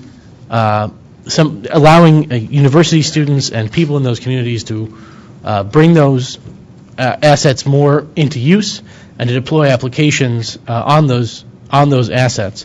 One of the things we love to talk about is that this group of people, these local stakeholders that were brought together in this public-private partnership by US Ignite, got together, brainstormed some things they could work on, identified a advanced wireless public safety application that could deploy autonomous vehicles to patrol some lightly patrolled streets, and that resulted in a DOJ Byrne Grant award to the community of Flint. So we don't take necessarily credit for any of the work they got there, but US Ignite helped to bring that community of people together under the Flint Ignite banner, and that's really the value of the kind of things you can see with public-private partnership. Lastly, I'll just flip really quickly to a smaller community, a good example of a smaller rural community, Red Wing, Minnesota. Red Wing, Minnesota has a program called Red Wing Ignite. They've actually created an incubator in this town of about 10,000 people, about an hour from Minneapolis. They had a fiber network that had been deployed by the local for-profit telco. They are good partners with the community and with a small community of developers, where they're now using this fiber network that provides gigabit service to the homes in Red Wing, Minnesota. They have their own incubator program, and I recently read through their annual report. They've got a few of their application developer teams who they've actually hoped to have some VC funding for in a place that's a little bit off the beaten track for most VC funding. So anyway, just a few examples of some of the public-private partnerships that US Ignite works on. I'm happy to talk a little bit more about how those partnerships came together, how they are important, and how that could be used to help guide the Model City program here. Thank you. Thanks, Joe. I've been asked to mention that when it comes time to the Q&A period, I'll reiterate what Peter said at the last panel. Those that are watching online, please submit your questions to livequestions, LIVEQUESTIONS, at fcc.gov. We'll deal with that again. Fred, you're up. 8 minutes. Thank you. So we wanted Ellen Purdy to be here to brief this because I thought it was good to have her talk about the consortium in a little more detail in this forum, but she wasn't able to be here. So I'm going to talk about it a little bit at a higher level. Then she would get into more of the details. So if you want to talk more details, we'll connect you up with her. But one of the things that I'll tell you that, and I'll argue with anybody, that prior to the establishment of the consortium, there did not exist a forum where we could sit down across the table from industry to talk about innovative spectrum sharing technology solutions together. in an environment where the baseline and the expectation was the same walking in, so that when you come out on the other end, there was a solution that everybody in the room was nodding their heads going in, and coming out on the other end, everybody was nodding their heads on the other end. I would tell you this is the forum to do that, so this is a heck of an opportunity. So just to clear up a couple things, I just want to throw a few words out there for everybody to take away instead of going through the slides, and I do have some slides in my, there we go. Instead of going through the slides and going through the overview, I'm just going to give you a few words, from, the kind of your takeaway, your elevator talk, if you want to talk about the consortium. The first word I'll tell you is public-private partnership, collaboration, bidirectional sharing, opportunity, technology innovation, information sharing. It's not just about trying to solve the DoD problem, it's trying to solve the spectrum sharing problems for the nation, not just about DoD. So we'll be coming into the forum with some problem sets, but it's not just about trying to solve technology for DoD, it's about the nation. Trying to leverage that technology so that not only can DoD use that technology, but industry can use that technology as well. And again, the opportunity to sit across the table from one another. I can think of no better place than to share information that way. Even some of the smaller groups that we established working through the 3.5 gigahertz and the AWS-3, though those were kind of sporadic information exchange kind of forums under non-disclosure agreements in some cases, just having that opportunity to sit across the table from industry in that forum went a long way. And I'll just speak from a DoD perspective in helping us better understand industry's technology, what their capabilities were, not hearing it through a filter, but getting it directly from industry. It went a long way in helping us solve some of these tough spectrum problems. The next slide here is just our approach to the consortium, and I'll just give you a couple of takeaways here. This is not an Mr. Schaefer and an ASD R&E. When we briefed this to him, one of the things coming out of that, he told us, this is not about developing brand new technology at the 6.1, 6.2 level, and then it just goes on the shelf somewhere. If we do that, we have failed. We have failed. This is about maturing technology that is already developed, tying it to an existing program, and delivering the capability to the field as fast as possible. That is a success. If we don't do that, we have failed. So when we go into this consortium, we're looking for mature technologies that we can take over the next maturation level and tie that to specific programs that we can deliver to the warfighter in a faster way than we've done under this long acquisition process. That's why we put that contract in place. Below is kind of the scope of what we're going to be looking at. And I'll go to the next slide here. So there's a lot of trade space here, and I think I will couch these different technology areas that we'll be looking at under 4 categories: testing, training, exercises, and operations.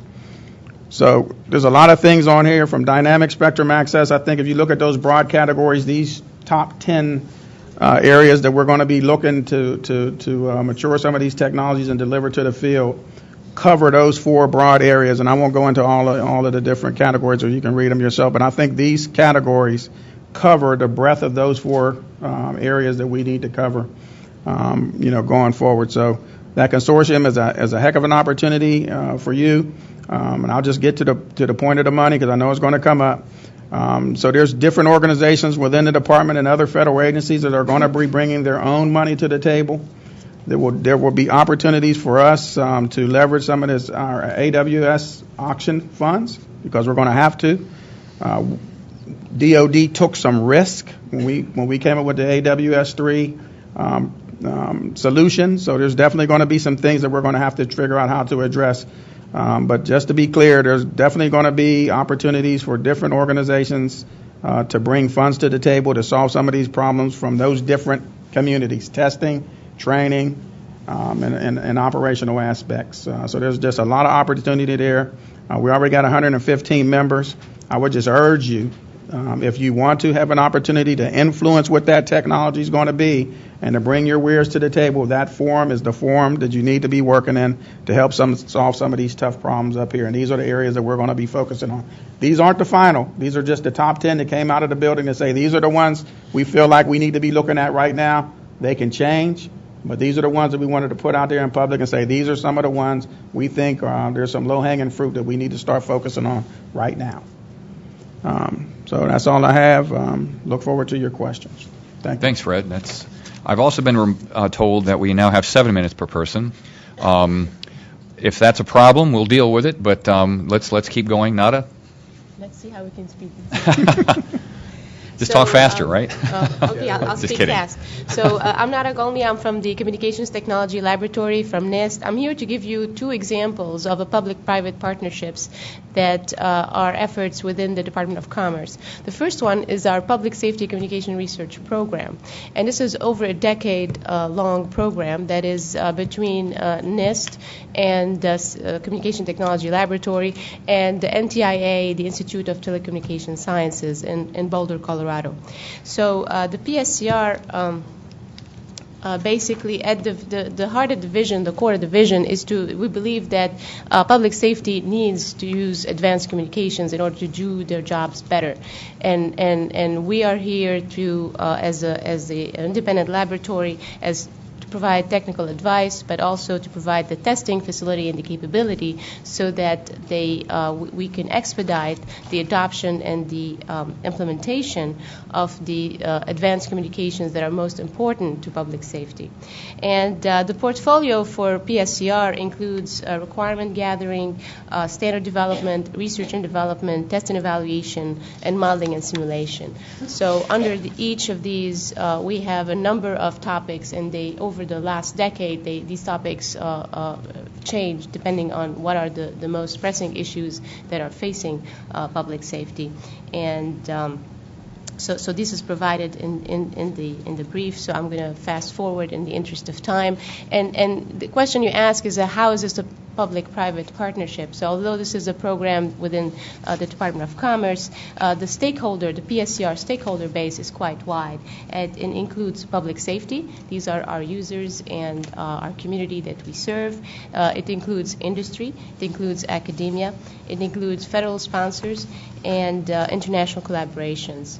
And how do we do these collaborations within the PSCR? So most important is it's a program for the public safety community, so it is driven by the requirements of the public safety. So how do we do this? Who are our users and our audience is basically the practitioners, the first responders, and we work with first responder associations such as NIPSTIC, APCO, and others, state and local governments. And how do we do this is we bring them to our lab for subjective testing. We work with them on different working groups to gather requirements from them and help them participate in communication and technology focused conferences and venues.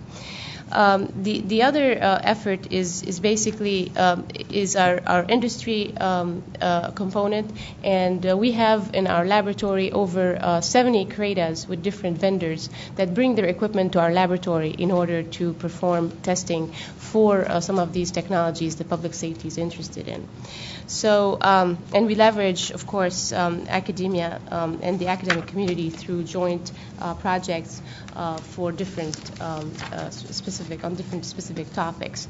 So this effort is funded by both the Department of Commerce, obviously, Department of Homeland Security, Office of Interoperability and Compatibility, the Department of Homeland Security, Office of Emergency Communications, and FirstNet more recently to perform these requirement gatherings, the research and development, the testing, and the modeling and simulation. And of course, we engage with other federal partners at the White House, the Congress, FCC, DOJ, and NTIA, and others. I'm going to speak briefly about another effort that is more recent within the Department of Commerce, and I want to thank my colleague here, Fred, who actually gave a very nice introduction of it on the previous panel, and that's the NASTN, the National Advanced Spectrum and Communication Test Network. And I think Fred had a nice slide that showed how this relates and how it's relevant to the Model City effort. And we believe I want to share in Fred's enthusiasm and excitement for this coordination effort that it's a capability basically with a joint NIST NTIA Center for Advanced Communication, and it was just recently established by officially signing the MOA between NIST NTIA and the DoD last month. So it's very, very recent, although we've been talking about it and preparing for it for several months and already. So this testing and modeling is performed by the members. And so it's not something that NIST is going to undertake or the CAC is going to take on its own. It's basically all the members will provide capabilities that could be brought together in order to provide these key functions, which is to facilitate and coordinate spectrum sharing and engineering capabilities, create a trusted capability that Fred spoke about and addressed for evaluating spectrum sharing technologies, and perform outreach activities to identify spectrum-related testing and modeling needs. And of course, we would like to protect proprietary information, classified and sensitive information, while at the same time maximizing the dissemination of information that could be consumed by the public. So that's all I have. I'm here throughout today and tomorrow, and be happy to speak to you more about some of these efforts.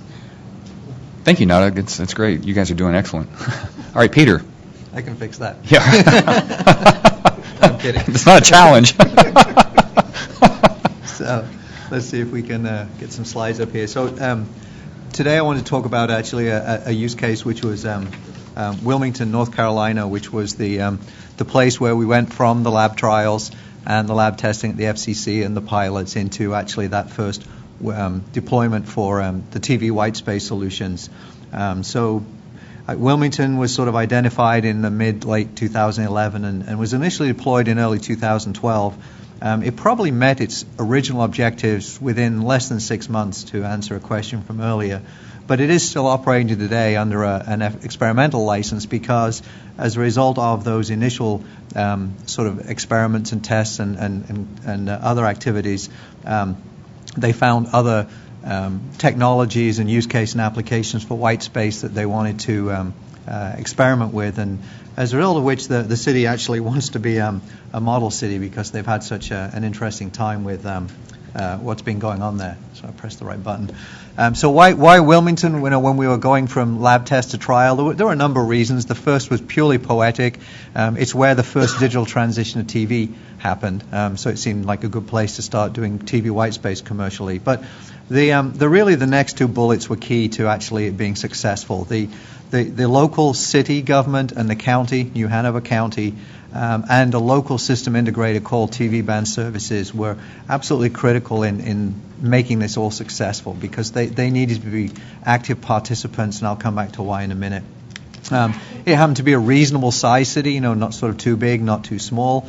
It was in a nice location in the sense that on one side was the Atlantic Ocean and not much we would mess with the TV bands there. And there just happened to be a sort of a reasonable rural gap between it and the next big urban area. So if we truly made a mess of things, we could have contained it fairly well. But equally as important as the enthusiastic local participation was that they had a lot of real legitimate use cases, and that was actually one of the keys to why people participated and how it worked. I won't run through the applications because you've got the slides in the interest of time, but that tells you what they did. More importantly, the participants.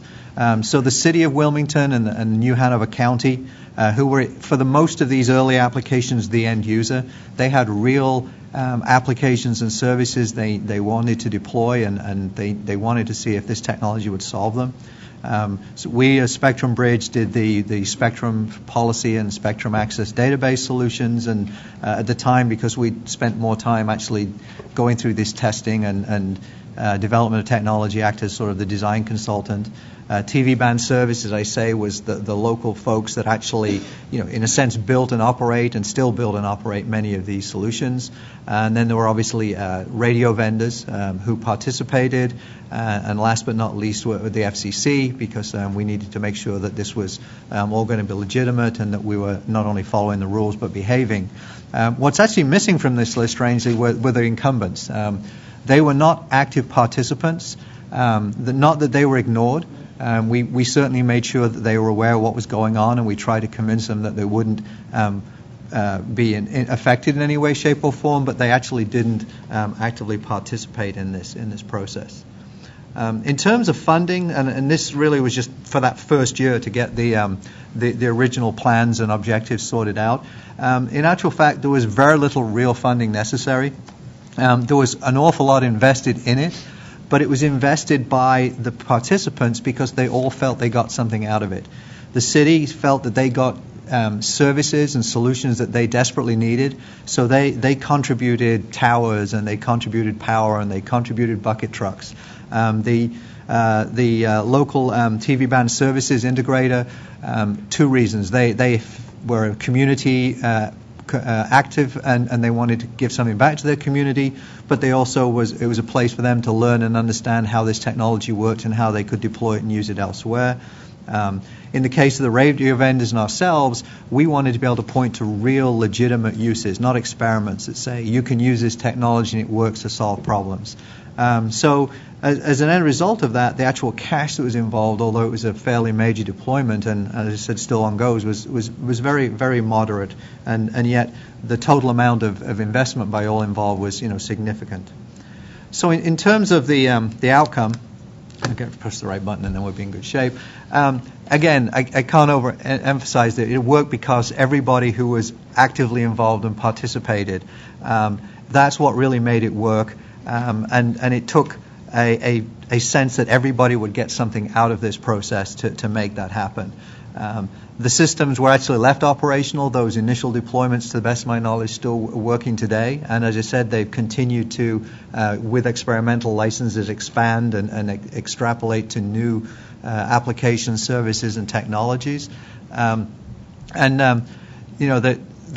as additional ongoing, so really just to wrap up on a personal note, one of the things that we felt happened in terms of why we get excited about model cities is up until the point at the end of 2011, the notion of spectrum sharing was very abstract. We were talking about spectrum, you can't see it, you can't touch it.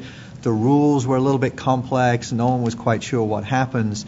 But when you actually put it all together and go and deploy it, that's when you start to see, and I think Vanu mentioned earlier, you see the unintended consequences. And they're not always bad. A lot of them turned out to be good. But you just don't get to understand what's really going on until you can touch it and feel it. And so the real benefit was that in a real-world environment, trying to do real-world solutions, every piece and part came together, and we understood how it worked, how it interacted, and how it behaved in that sharing environment with everything else. So with that, I think I'm under my 5 minutes, so I'll quit. Thanks, Peter. You're great. This just in. For those watching remotely, the slide presentations have actually been posted on the Commission's website. You can find them at www.fcc.gov/events. And there's a link to today's workshop, which is the first one listed. And those with iPads probably can see them here as well, and laptops. So Daniel, you're next. Good afternoon. My name is Daniel Devasirvadam, and I want to first of all commend the moderator for his valiant attempt at pronouncing my name. Actually, I tried. I practiced. It means God's blessing, so consider yourselves blessed. So I'm going to be talking about building partnerships for advanced wireless, and I just have 3 points. The first one is an example of private partnership effort to deploy new technology, which was actually for broadband, and it was actually tried by the state of Oregon. It did not go to completion, but I think there were so many lessons in there that I thought I wanted to share them with you. Oregon was one of the beat up the broadband technology opportunity program finalists, but they didn't get the money. Even though they didn't get the money, they did go ahead and started working with private companies to try and deploy broadband in the state of Oregon. And they worked on what is called a boom model, build, operate, own, and maintain model, where private companies would come and essentially provide the boom function and then be paid by user fees by the state. And there was no shortage of companies that actually wanted to participate in that. So it was a great example of entrepreneurship from the state as well as entrepreneurship from companies which simply didn't say, give us the money at first. And they proposed to use state's resources, the towers, etc., the fiber, to make this happen so that it would reduce the cost, to reduce the risk for the companies. It was, I think, a very good example of initiatives by the state. But as you know, the events were subsequently overtaken by the formation of FirstNet. But a lot of the work that was done by that, the initial RFPs that they put out, many of the initial documents that they put out, have become models now for the public safety community to consider as they are now working under FirstNet. And so I wanted to bring that to your attention. And Steve Noel, a good friend of mine, was in charge of that. And it was really an amazing, and to me, an outstanding piece of forward-thinking work that was done in the state of Oregon.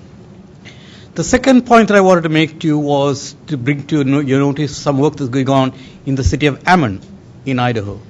The technology director of the city of Ammon, Bruce Patterson, is here. We were able to bring him here. I just found out about this a couple of weeks ago. And to preface this, I want to quote you a short poem that I wrote about 22 years ago when I was giving a talk in Japan. And it simply says, wireless isn't, networks aren't perfect together. Wireless isn't, networks aren't perfect together. One of the underlying things that make wireless work is wires.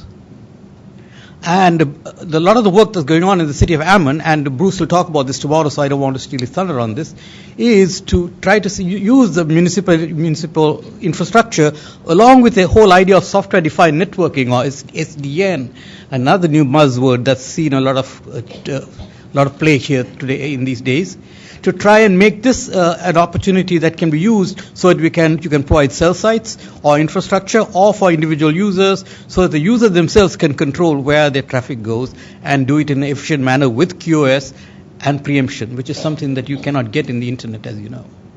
So there's a lot of interesting work going on there. It's end user control with connected hardware network.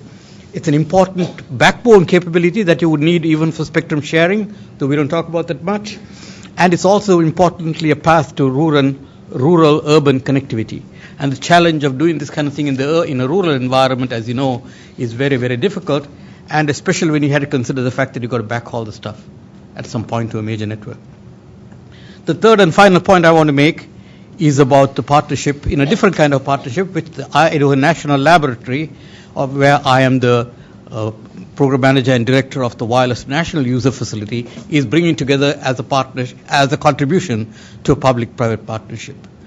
The INL has done a lot of work, is doing a lot of work with various government agencies, some of the unmentionable agencies, the Department of Defense, etc. Tremendous capability in that place. But we also feel that these are capabilities that can be then brought to the use of academia and the private sector. Capabilities that nobody really has. And so, for example, we have an 890, I think I should have been pressing this, okay, thank you. So there is a wireless test bed there, which is 890 square miles. That's about the size of the state of Rhode Island. That's big. It's in a very low noise environment, so much so that we are planning on producing noise injection, controlled interference injection, so that you can do testing, which is the opposite problem for what you might have. But that goes very nicely with what Vanu was saying about not only testing in the lab, but taking it to a place where you want to test. But then, and Julie has mentioned this, you don't want to take this stuff to a city right away and start doing things because you might get clobbered. Even if you don't make any mistake, you will be blamed for everything that goes wrong in the city from that point onwards. I know that.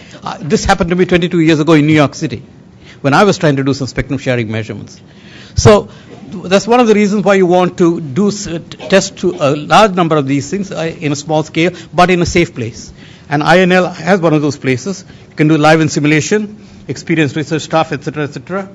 And we are also working on joining the Spectrum Consortium so that those facilities could be made available. So I think the point that I want to make is to say exciting stuff, good stuff, but you don't want to be the one who gets the whole thing shut down for something that you never did just because somebody thought that you had done something.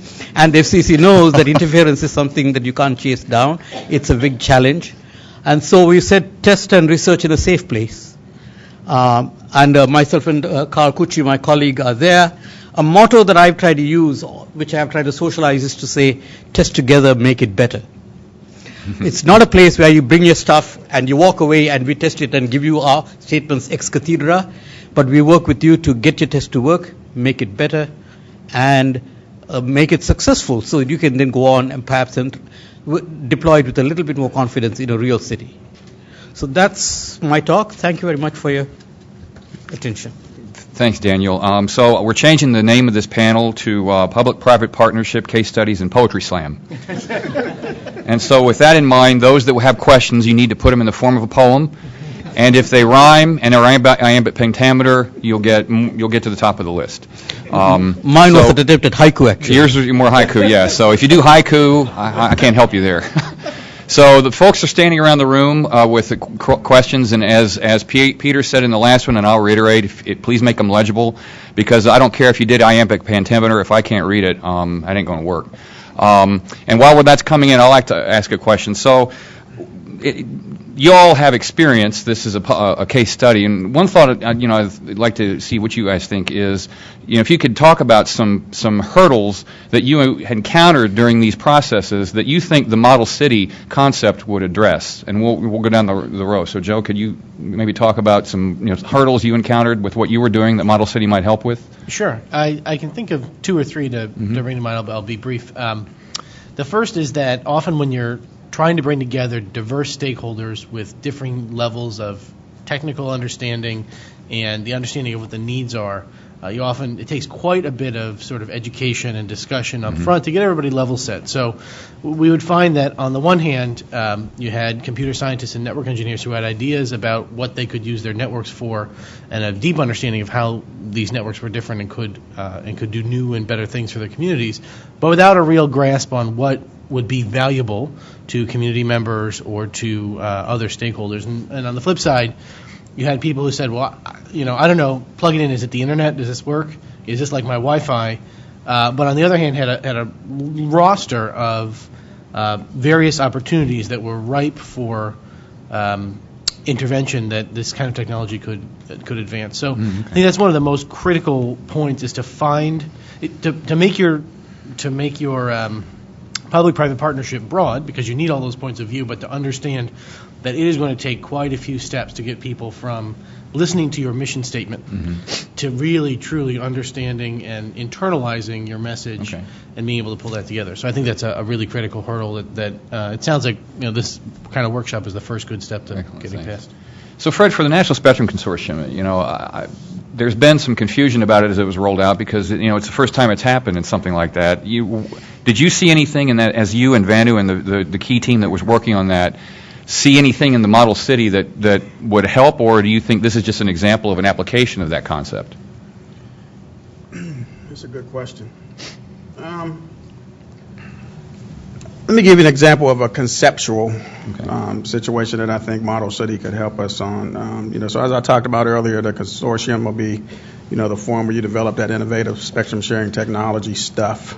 As we work through the 3.5 gigahertz piece there with industry, there's some things that industry is going to be developing going down the road, that's based on modeling and simulations, not been tested yet. So as we see it, working through what I described on the other panel, through the NASTN organization, where you do the actual, I'll call it a scaled kind of testing to kind of get that confidence, because there's some folks who still want to see the proof.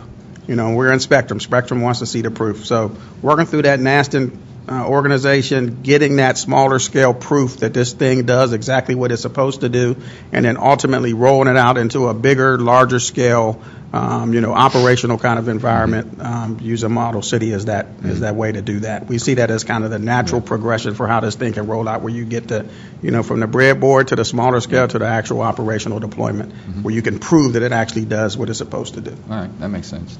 Nada, can you talk to that? The model city concept, what would that do to help you with mostly the first thing you presented, which I can't remember what it was. It was the Public Safety Communications Research Program. Sure. So again, both the PSCR and the NASTN are basically more focused on laboratory efforts. And I think what folks here on the previous panel and this panel are talking about is really the idea of taking stuff from the laboratory after it's been thoroughly tested and prototyped and all the questions were answered to sort of scale, and that's where the model city. So hopefully this will be a very nice interaction and between those efforts that already exist, and hopefully something like the model city could take advantage of these efforts that already are there. Yeah, good.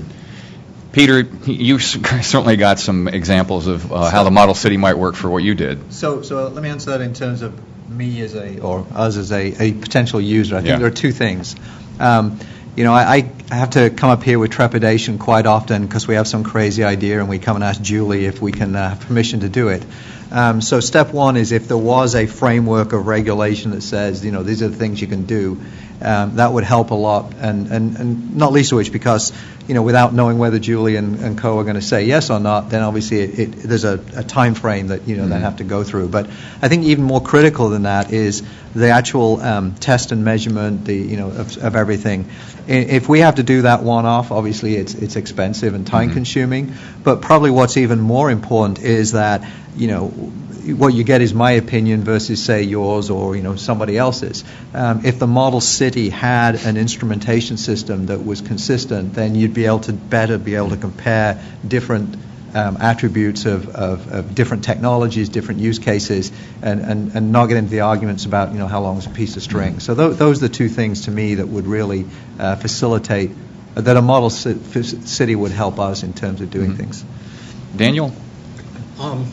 And before you start, I don't want you to interrupt, but I've got no questions. So up front the audience, so maybe the idea of putting it in poetry was too difficult. So if you want to put it in your own handwriting and prose, all I ask is you to make it legible. So thank you. Go ahead. Sorry, Daniel. I think whatever you do from the technology side, and I know that at the end of this thing you will be confident it's going to work 100%. Whatever the city that you select, go and talk to everybody in that city. Talk to the newspapers, talk to the opinion makers, talk to the councilmen, talk to the technology directors. Have their buy-in, because you will need somebody to watch your back when you do the testing. Because however well you thought it went, as I said before, any problem that happens there, even though it may have had nothing to do with what you've done, it will be put to your table, and you'll have a heck of a time trying to disprove that it was not you, prove that it was not yourself. Especially if you go and interfere with public safety. Boy, that really will kill you. So go and talk to public safety, talk to everybody who has anything to do with anything in the city, and get everybody's buy-in. At least give them telephone numbers, tell them where you are, tell them that they can come and bang on your door in the middle of the night if necessary, but get buy-in from everybody before you try this. This is not so much a technology issue. That I think we can iron out. There are many test beds in other places, but it's a human and relationship issue. So long before you get to the city, start talking.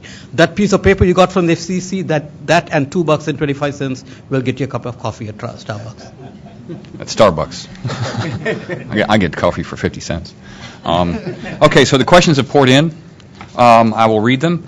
The first one that came in is, based on your experience in the efforts, some with a single city, how long do you estimate that it will take for the model city effort to get critical stage?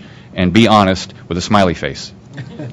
Or maybe that was just a close paren. But anyhow, they were looking for honesty. So anyhow, how long do you think it'll get a model city to go? So I'll throw that open to the first person that wants to ask or wants to answer. All right, Joe. Yeah, I'll take a shot. No, I can't speak from the point of view of the FCC and setting up the structure and the NTIA and that portion of it. But in terms of gathering the stakeholders, finding the right people, finding the right place, getting everybody on board, et cetera, I think it could be up to a 6-month or a year-long process. That doesn't mean that you won't be making progress through that first 6 months or year. Okay. But for everybody to really, truly speak about it in the same terms and understand what the goals and the points are and the limitations and all the sort of engineering constraints, it'd take you about 6 months or a year, I bet. Okay, so that's That's 6 my months. opinion, That's anyway. your opinion. Yeah. Fred, how long has it taken to get the consortium going? That's a good question. And we have no model cities associated with that, but so it's. If I wasn't webcasted, I'd be honest. I think we can count on you being honest whether you're on the web or not. It's just whether you got your pants on, I guess. So I think it depends. I think it depends on the decisions made on how we roll this out. So as an example, I think if we utilize existing organizations and processes, it could be a lot shorter. But if we try to start something from scratch and develop things, brand new, I think it could take a long time. But if we develop this thing, including, the framework where you're leveraging existing organizations and processes and just managing in a manner, as a baseline, I think we can get this rolled out a lot faster than without giving you a number. I was honest. So, some ideas of length, nada, length of time. More the time? Yeah, your thoughts on how long it might take to do this, or experience you had with what you did with PS. PSCR has been, and it took quite a while actually to get the stakeholder base that we currently have, and to get the CRADAs and with industry, and again it wasn't done overnight, but and as the program grew, then things got easier, because then you're established, people understand and know the benefits that you bring in. So I think everything when it's new and you're starting out, people are a bit skeptical, so they just want to understand what the value is. But I think it could take time. I would say more like a year or two. I don't know. Yeah. There's no shame in taking the time it takes. I have no idea, actually. Peter? I think 6 months is a minimum. Maybe it's closer to a year. I mean, Wilmington was at least 6 months. And remember, it's not just all of the issues that Daniel brought up, but if you're going to deploy a reasonably sized network, you generally don't do that overnight. You have to design it and plan it, and then you've got all of the logistics of getting it out there and getting bucket trucks and everything. So you're not going to do these overnight, and realistically, I don't think I'd ever tell anybody less than 6 months, but I would hope we could do it in less than a year. So a little more than 6 and probably less than 12 would be my guess. So I'll ask a follow-up. Do you think that, or all y'all, as my wife would say, think that she's from Texas, think that working with municipality makes it take longer, greases the skids a little bit, or is it just the way it is? So Wilmington and New Hanover County had expressly listed services and things that they want to do for the community. Okay. And because we were able to show that we believe that the technology would solve them, they went out of their way to try to help as opposed to get in the way. So that they were absolutely not a hindrance in the process in that case. So the takeaway is make them a willing partner and participant. Yeah. And Daniel, your thoughts? Yes, I think I second that. It all depends on whom you're working with. Yeah. They need to be very much your partners. It really needs to be a partnership. It needs to be something where they feel that they not only do they have a stake in the matter, but they feel that at the end of it there will be benefits, and if something goes wrong, that they will be willing to cover your back on that one. And so it depends, depending on the municipality. If they are already forward-looking, as some of the examples I've given have been, I think you can do it quite fast. But I think any reasonable sized city, by the time you put the sensors in, by the time you put your things in, you're talking a good year. Yeah. Remember, there are other things that are not completely technological, of who is allowed to touch what before it can be pulled into what, and all the good stuff. So. All right, so the time frame I've heard is 6 months to 2+ years. So that's the question, answer to the question. I'll start from Daniel, work back up this way, because there's an interesting question. Since this is sort of a lessons learned discussion, the question is, what are some don't do's? What did you learn through what you did that you would not want to do again? Or that are, some examples of things that didn't work out? Don't do's. Don't do's. I think the first thing I can think of is don't think the money is there.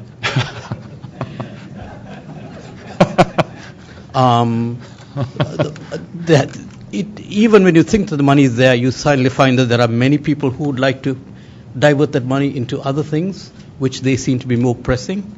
And there are great needs in cities and municipalities. So I would say always keep your eyes open and your hand on the people who are going to be funding that thing. That's the first thing. I think the second point I would like to make is, again, make friends with everybody. And if you don't, and if you go there with the attitude, I've got a new technology for you, it's going to solve all your problems, I'm not from the federal government, but I'm from the private sector, I'm going to make all this happen to you for you, that's usually not going to work. So it has to be very much a partnership. Municipalities and others, I think, can be very powerful allies. If you don't have them as allies, you are dead. So.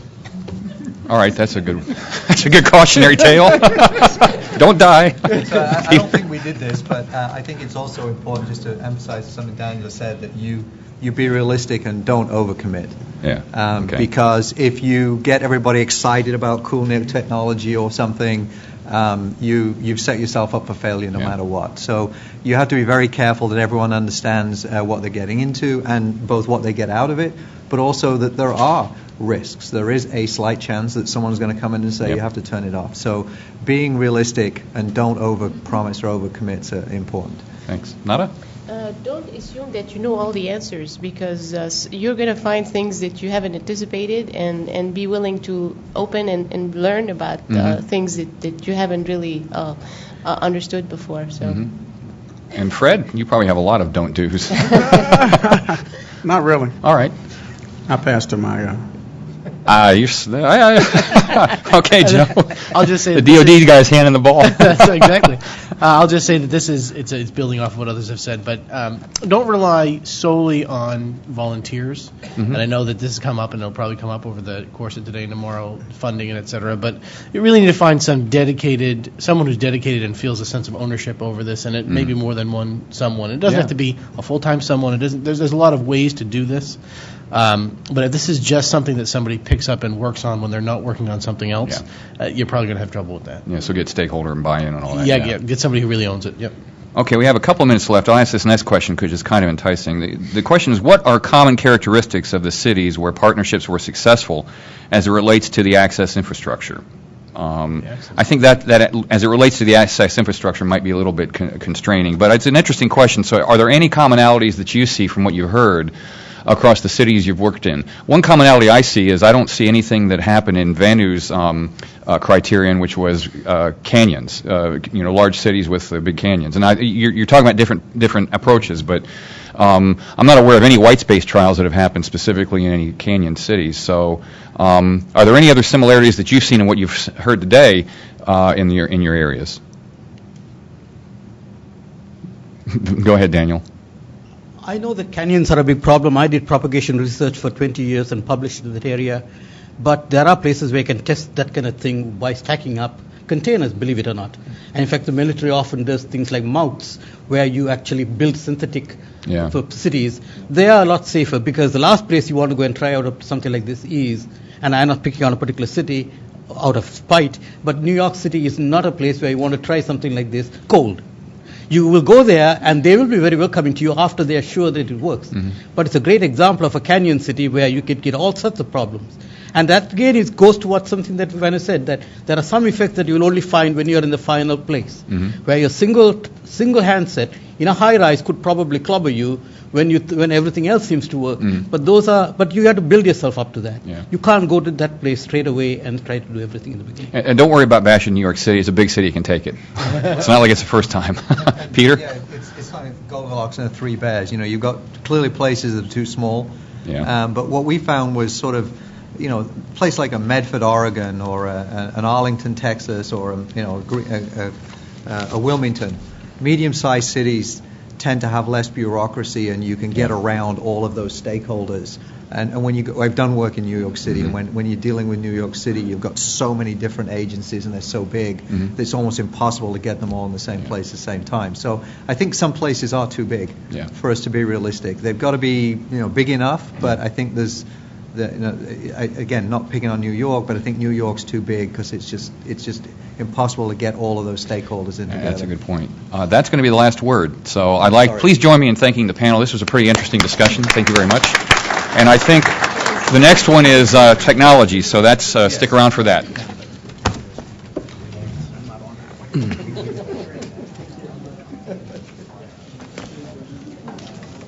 There you go. Sure. Thank you so much. Oh, pleasure. Thank you.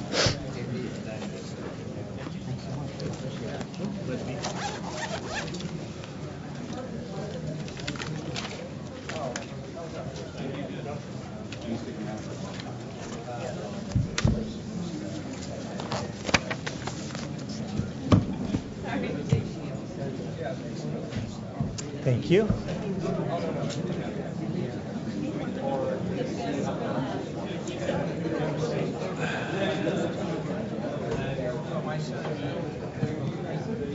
Thank you.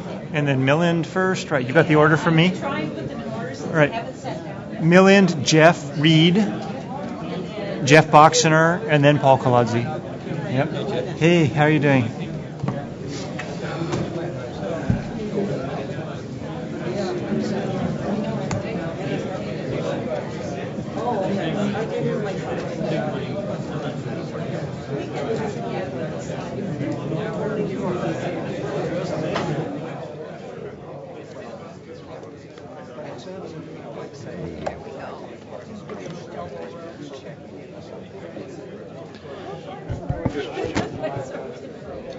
Okay, if we can get seated and get started with our final panel.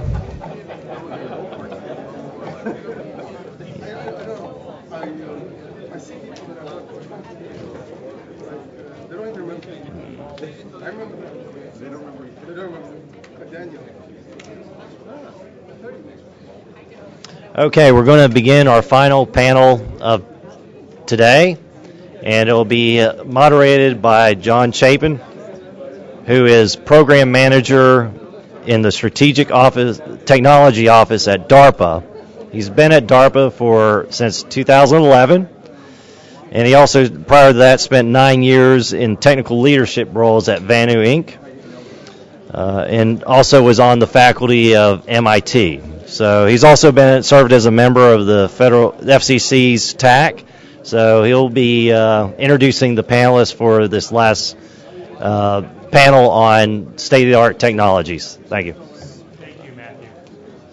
Okay, could I ask the folks in the room to please settle down? We're getting started with the next panel. If you do want to keep discussing, please step out into the hall. We'll pause for a moment until we have the attention of the folks in the room.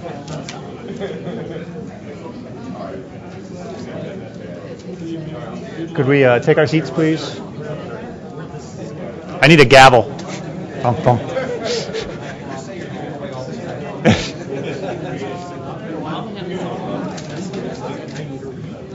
Could I ask the assistants to help out here? Yeah, I see some help in the back happening there. Thank you.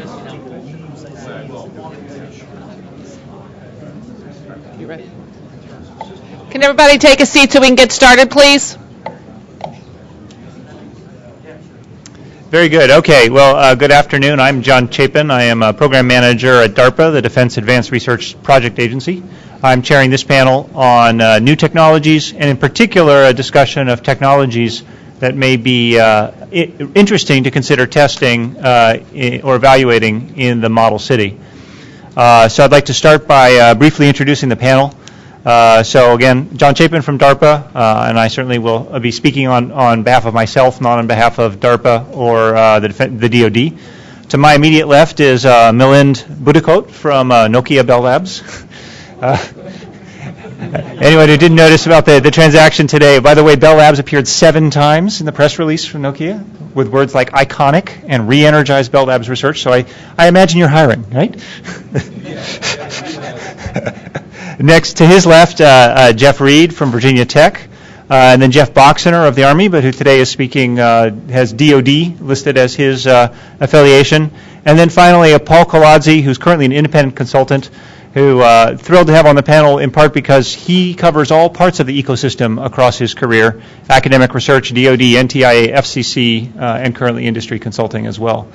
So that's great. We have also, for those who are joining us on the web, we have the ability for you to submit questions. Please send an email to livequestions@fcc.gov. That's livequestions@fcc.gov. If you're in the room and you have a question, please do write that legibly on an index card and pass it over to the assistants here, and they'll pass them on to me. So the way I'm going to ask this panel to run is we'll spend about half the time on a series of short talks. I'm actually asking each speaker to keep their talk to just 4 to 5 minutes, please, and then that'll give us plenty of time for Q&A. The key questions in this section are, what are the spectrum sharing technologies that we want to test in the model city? How will these technologies benefit from being tested in the model city? And what are other technical issues to consider as the NTIA and the FCC move forward with the model city concept? I am one of the speakers, and so I will start by going first here, and then we'll just pass it down the row in order. So a program that I run at DARPA is called SPARC, Shared Spectrum Access for Radar and Communications. We are investigating technologies for spectrum sharing that leverage a near real-time data link between the radar and the communication system. With such a data link, we expect to achieve more efficient and robust spectrum sharing than can be achieved without a data link between the systems. I note that there's a current proceeding going on at the FCC, the 3.5 gigahertz proceeding. We're expecting to learn more about the rules in that area very shortly. But it seems pretty clear from the proceedings that they're likely to propose a system in which there is no data link between the radar and the communication system. And so I would expect that the rules that come out in that proceeding will set the baseline for performance against which we in a research program like SPARC would try to show substantial improvement through exploiting this data link between the radar and the communication system. As an example of what you could do with a data link, we are studying mechanisms that enable communications devices to operate quite close to the radar. For example, the data link may provide information about where the radar's very spatially narrow and high gain antenna main beam is pointing at each instant in time. The communication devices only transmit when they know the main beam isn't pointing in their direction. And this mitigates interference because energy from the communications devices arrives only into the low gain side lobes of the radar antenna. So that's an example of the kind of thing that we're investigating in our research project. A key challenge is how our researchers can evaluate the hypothesis that the data link provides improvements in efficiency and robustness of the spectrum sharing mechanism. The complexity issues that arise only in the real world, the various kinds of propagation environment issues that arise in the real world and are very hard to model in the lab, these are critical factors driving the system behaviors that need to be evaluated. So the model city could be an excellent facility for demonstrating that these new radar communication sharing methods are efficient and safe and valuable for real-world use. Just a brief word on status. Last fall, we completed phase 1 of the program. We did that entirely in modeling and simulation. We were studying 2 radars. One is the Navy Spy-1, which is the powerful radar that's used in Aegis cruisers and destroyers. Experimentation with that radar would require a city that's on the coast somewhere.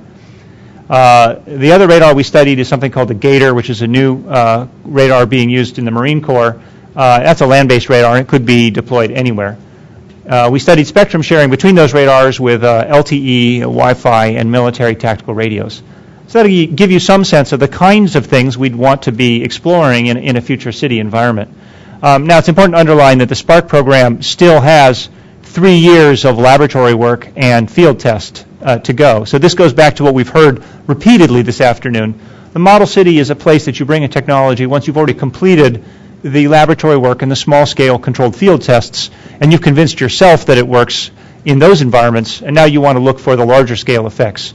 So 3 years at least before the technology that we're currently working with under the SPARC program is even ready to be brought forward to the model city kind of environment. I'm just describing it today to perhaps put a seed in your mind and begin a discussion about what kinds of features you would need in the model city to be able to test technologies of this type. So the organizers of the conference also asked me to say a few words about another program that I'm managing called Radio Map, which is about broad area, near real-time spectrum monitoring. I believe Vanu said earlier the one critical thing to have in the model city is the ability to instrument it, to know what's happening. And I would argue that a key challenge there is the cost of doing that, the cost of putting out a broad and dense sensor network. Radio Map is all about technologies that can reduce that cost through leveraging radios that are already in the environment as your sensors for potential new energy or interference that's occurring in that environment. There's a lot of technology challenges in trying to reuse existing devices as your sensor network.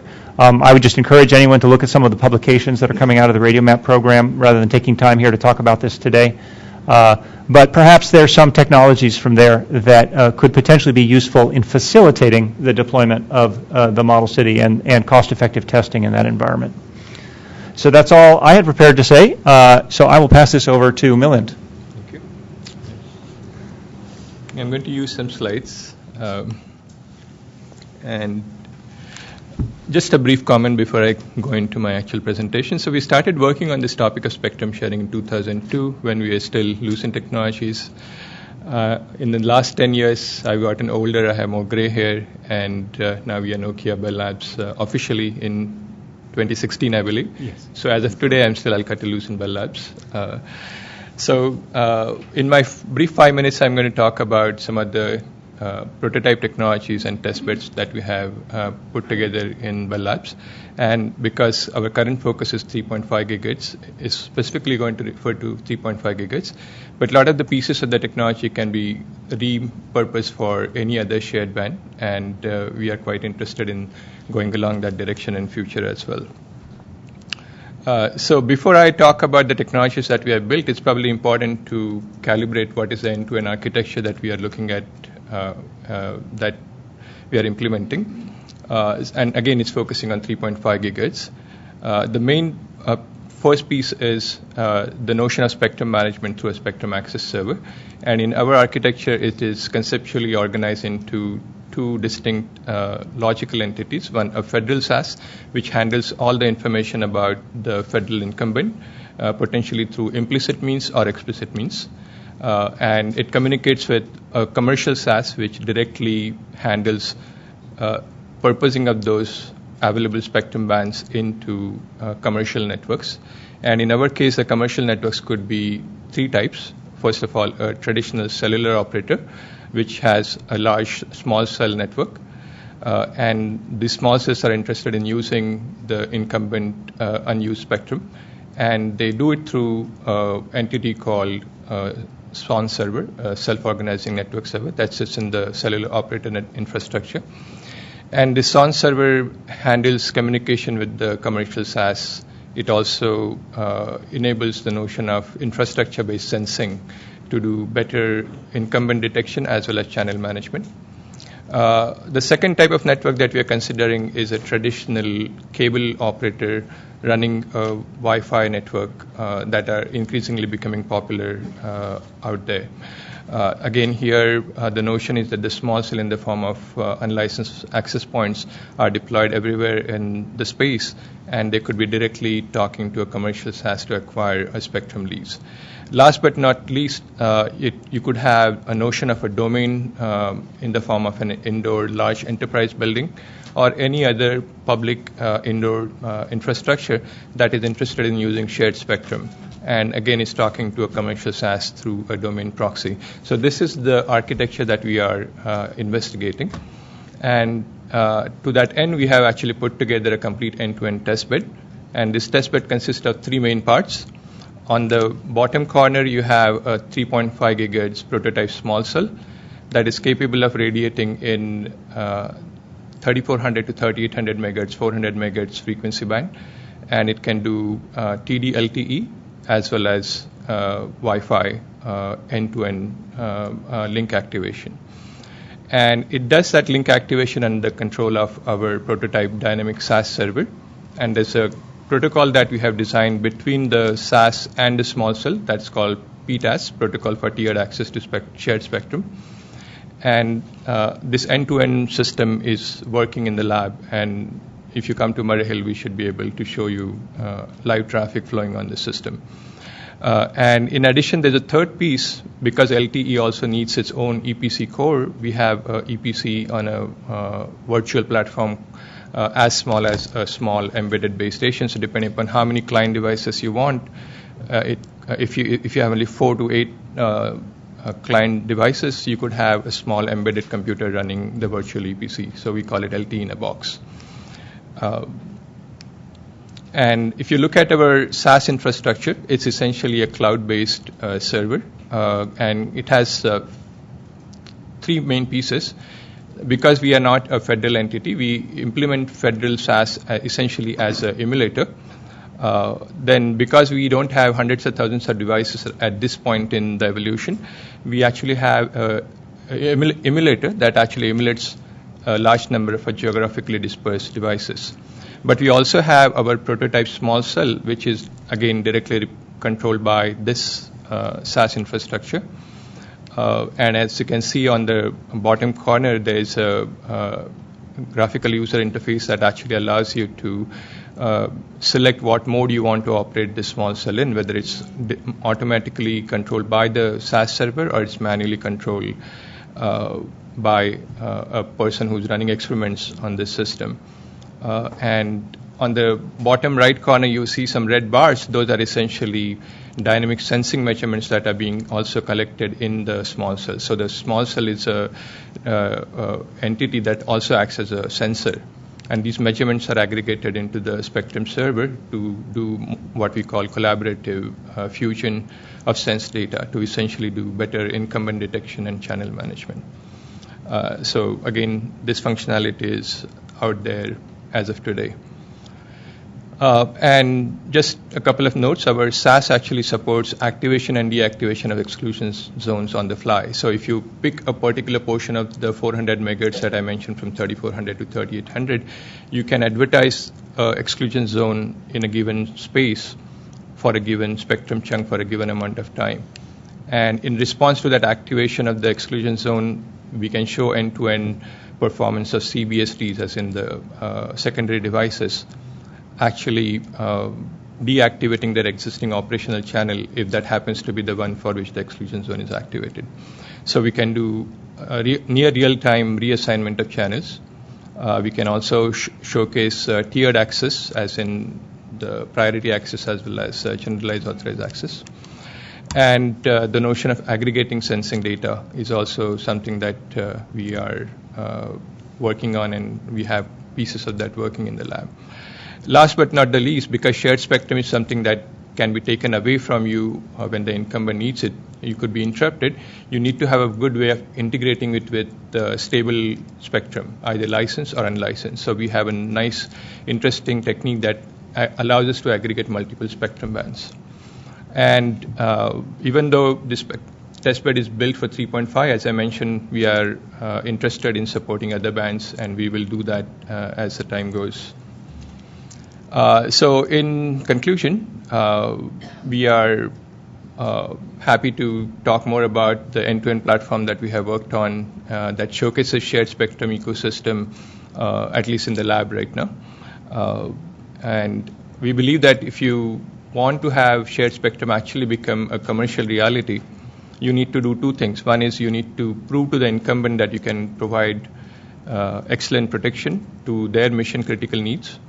But equally importantly, when it comes to business, they need to be able to give an incentive to invest into shared spectrum. So you need at-scale experimentation, as was also brought out in the panel before. And that needs joint experimentation with incumbent. And we are hoping that Alcatel-Lucent Bell Labs can play an important role along with other partners in the community to achieve that objective. So with that, I think I'm going to pause. Right, thank you. Great. Thank you. Jeff, please. Okay, thank you. Well, John asked me to be on this panel to give an academic perspective to the model city. And we've already heard from regulators. Regulator perspective is this is going to make more spectrum available. DoD perspective is that this is going to give us new capabilities. The business perspective is that we can make money with this.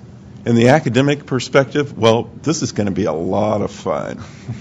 A lot of fun. Contrary to what people generally think about academics, we actually like to implement things. We like to show things work. And students, they really love that hands-on experience. And this is the kind of thing that we're hoping to get from the model city. Well, what sort of things can be done? what sort of research issues can be addressed? Certainly, many different areas. Database management, for instance. We've talked over the years about the pros and the cons of database management versus sensing, and it's like a religious war sometime. And the truth is, it's somewhere in between. And where is that boundary? Well, we're not going to know. We're not going to know until we start to do these large-scale tests. We could start to improve on the sophistication of these database management techniques as well with radio environment maps like what John has been investigating. It would be just fascinating to see if we could incorporate receiver characteristics and how we do those spectrum assignments. That could really open up a lot of insight into how we go about managing the spectrum through receiver characteristics. What sort of gains might we achieve for the cost that goes into quantifying those receivers better? Of course, security and privacy is an important issue. And it certainly goes beyond just corruption of databases, intentional corruption of databases. There's all sorts of interesting ways to obfuscate the databases. How we do enforcement. There's, right now, I think within the research community, a lack of making provisions for what happens when things go bad. What happens if well, as Dan said, you can really end up in a pickle of a situation, particularly if you're operating in a city. We need to be able to have recovery mechanisms. So if we start to interfere with those federal users, we have something that we could do. And of course, resilience. Again, that's something that people haven't been talking about, but we need large-scale experiments for this. How can these systems, if we lose the database, if we lose our connectivity with a database provider, is the whole thing going to shut down? Or are we going to be denied access during a natural disaster or a man-made disaster? How can we build a redundancy into the system? Well, how do we do this? Well, we've had some experience at Virginia Tech in running a cognitive radio test bed. And there's some lessons that we've learned. First, you got to keep it simple. Students are only around for a couple of years. They need to be able to develop their ideas and test those ideas very quickly and efficiently. And we live on a shoestring budget. We've got to do it cheaply. And not all universities can afford a $250,000 LTE test setup. We have to be able to share that hardware. We have to build on the software. There's no one entity that could carry off, I think, a complete well, maybe you can, Melinda, but a complete test. We need the database providers. We need the hardware providers. We need the guys who run around in trucks. So it's more than just a single organization testing a concept, but it's an integration of organizations testing a concept. And we have to be able to do this in rich environments too. And we have to do it in a way in which we can evolve into these large-scale tests. It becomes expensive when you start screwing up in a very large-scale test. So you have to evolve in that direction. So in general, this is going to be a lot of fun for universities. They're going to benefit greatly from it. But we need to make sure that the ground rules and the processes are set that will allow universities to be able to participate in this. Thank you, Jeff. Okay. Next, Jeff Boxner, please. All right. Good afternoon. So I was a very late addition to the program, so I don't think my name actually even got into the booklet. So I'm Jeff Boxner. I'm the U.S. Army SARDEC. We are an R&D organization for the communications for the Army. So one of the things I do is also I chair a group in the DoD called the DoD Gig J10, and it's a collaboration in the DoD where we get to share and work together amongst all the DoD services, Army, Navy, Air Force, and DISA, and all of those organizations are very interested in working and carrying out R&D activities in spectrum sharing. Spectrum sharing both to improve DoD effectiveness and spectrum sharing between DoD and non-DoD entities. And that's an area of great interest.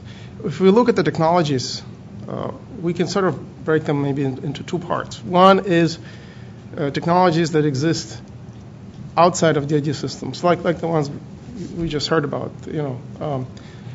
but what I'm going to focus on is research on technologies that exist within DoD systems. Right? Typical technologies are the classical, dynamic spectrum access, cognitive radio type applications, and variants of that, various approaches using policy-based centralized management. There's been, significant amount of research in the DoD laboratories as well as at universities, at DARPA, and it is the question is where does this research stand in respect to the model city? And then the first question is why would we want to test the model city? And I think that's been kind of really well addressed. It would enable you to test at scale. It would enable you to test in a rich, congested environment. And we want to make sure that whatever technology is developed will operate in that kind of environment, in a congested environment with a lot of multipath and scattering, difficult propagation conditions.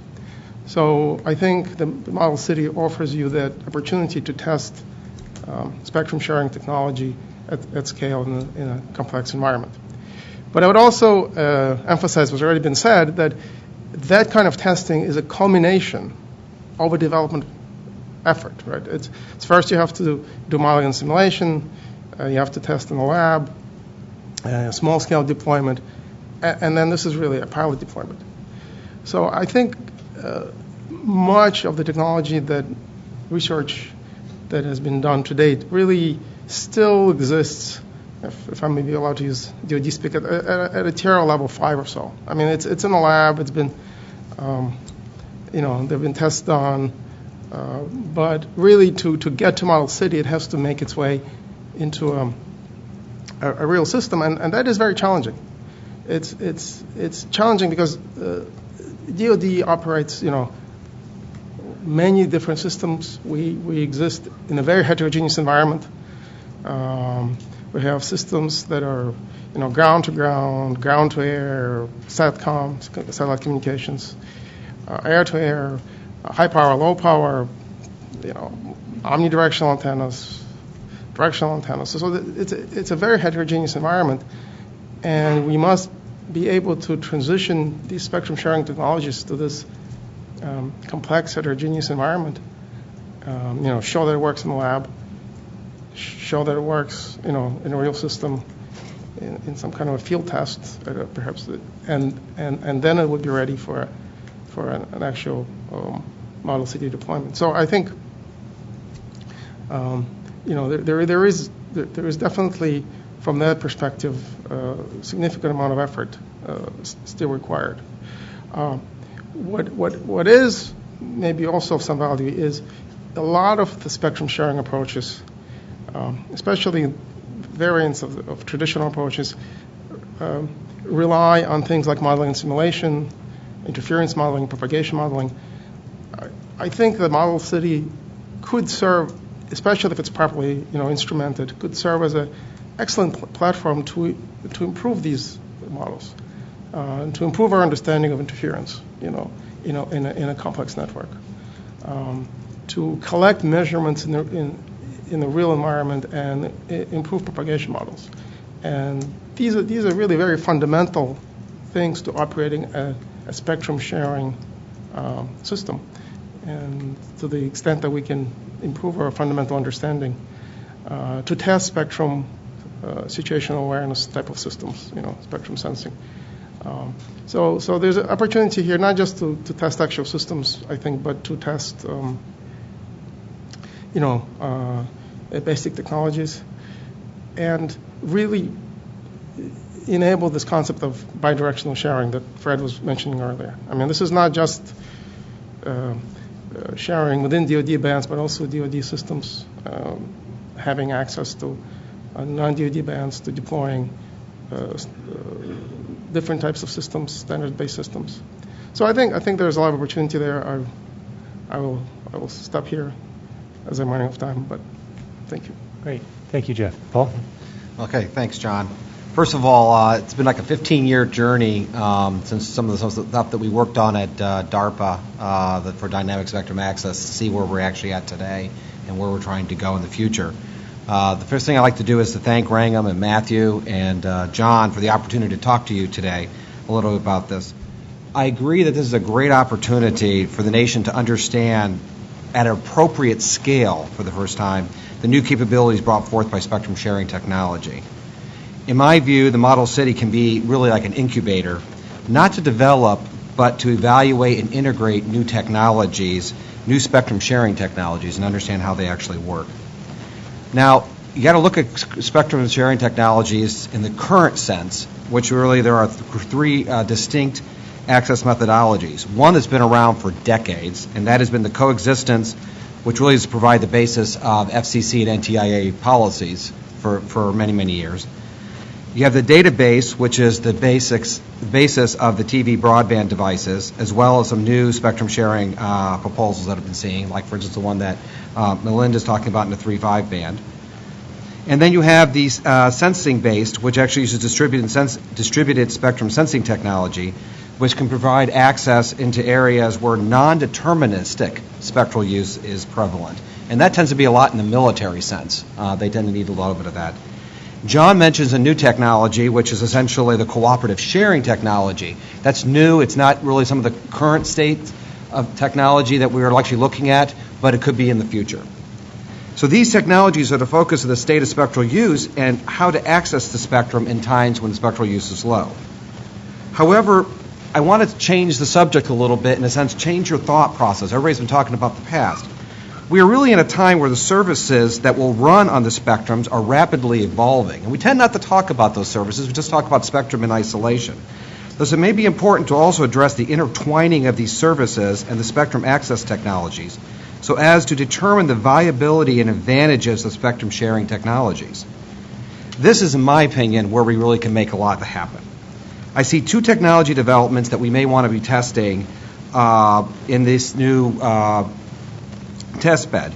One of them is dynamic resource scheduling for enhanced capacity in noisy environments, and the other one is heterogeneous delivery mechanisms, not HETNets, heterogeneous delivery mechanisms for enhanced network capacity. Let me try to quickly go through these. Dynamic scheduling of spectral resources was considered a new concept about 10 years ago, but is really kind of mainstream now when you look at OFDMA, carrier aggregation, and non-symmetric carrier aggregation technologies. One of the first applications of this was cordless phones, for people who don't understand what I'm talking about. In cordless telephones, if you remember, you had to select the channel that actually had the least interference, and that's how you operate on it, right? Then they actually went off and actually created that to be automatic, so therefore to actually scan the channels and find out what goes on. Some people actually will call that cognitive. I don't, but they do. Now, with multiple carriers in our cellular systems, resource management subsystems, which actually the carriers spend millions of dollars developing it a lot, can look at how to use optimal carriers for each user at any time to enhance network performance based upon local signal-to-noise and interference conditions. So if you look at that basis, why is that important for spectral shared spectral access? One of the primary interference concerns for shared access is due to proximity of an interferer emitter with a user that actually is trying to have a receiver. Well, the question is that the reason that's a problem is because of our component limitations. Dynamic scheduling allows for the system to react to an interference situation by selection of resources, both the frequency subcarriers, to provide larger spectral separations. This becomes extremely difficult statistical analysis to determine, number one, does it work really well? Number two, what's the impact on the provider and their capacity? What a great place to actually use as a model city to understand truly what that is versus actually having arguments on paper going through the commission over years and years and years to decide what's the right way to actually resolve some of these interference conditions. The overall goal would be to increase the spectral sharing without statistical impact to the primary user's capacity. Okay. Now let me go a different direction rather quickly. Heterogeneous delivery mechanisms, I think that was complex. This is even more complex. Sorry about that. We are moving to an application space that's really diverse. Think about it for a second. Real-time video, video playback, voice, audio, real-time control with device-to-device networks, Internet of Things, someone's mentioning this, highway networks for autonomous vehicles, just to name a few. Those are not your dad's or even our internet. It's a very different internet, and it's a very different set of network capabilities. Is it possible to scale to this kind of diversity of applications with unicast, which is one-to-one, okay, networking? Many years ago, I even claimed, actually when I was at the FCC, that the most efficient mechanism to provide information is a broadcast network. The negative of broadcast networks is everybody gets the same thing. So not a lot of unique information to be provided to the users. So how do we blend the efficiency of broadcast networks with the individual tailoring of unicast networks? These technologies exist today. What a great place to look at as a model city to take a look at network architectures that exploit both broadcast and unicast style networking. It can and this can actually be a different way of doing spectral sharing. It can be evaluated as to what information is most appropriate to broadcast. And let me give you a simple example. Today it's 4 o'clock right now in Washington, D.C. What is about 1/10 of the people doing right now, or at least in the next 20 minutes?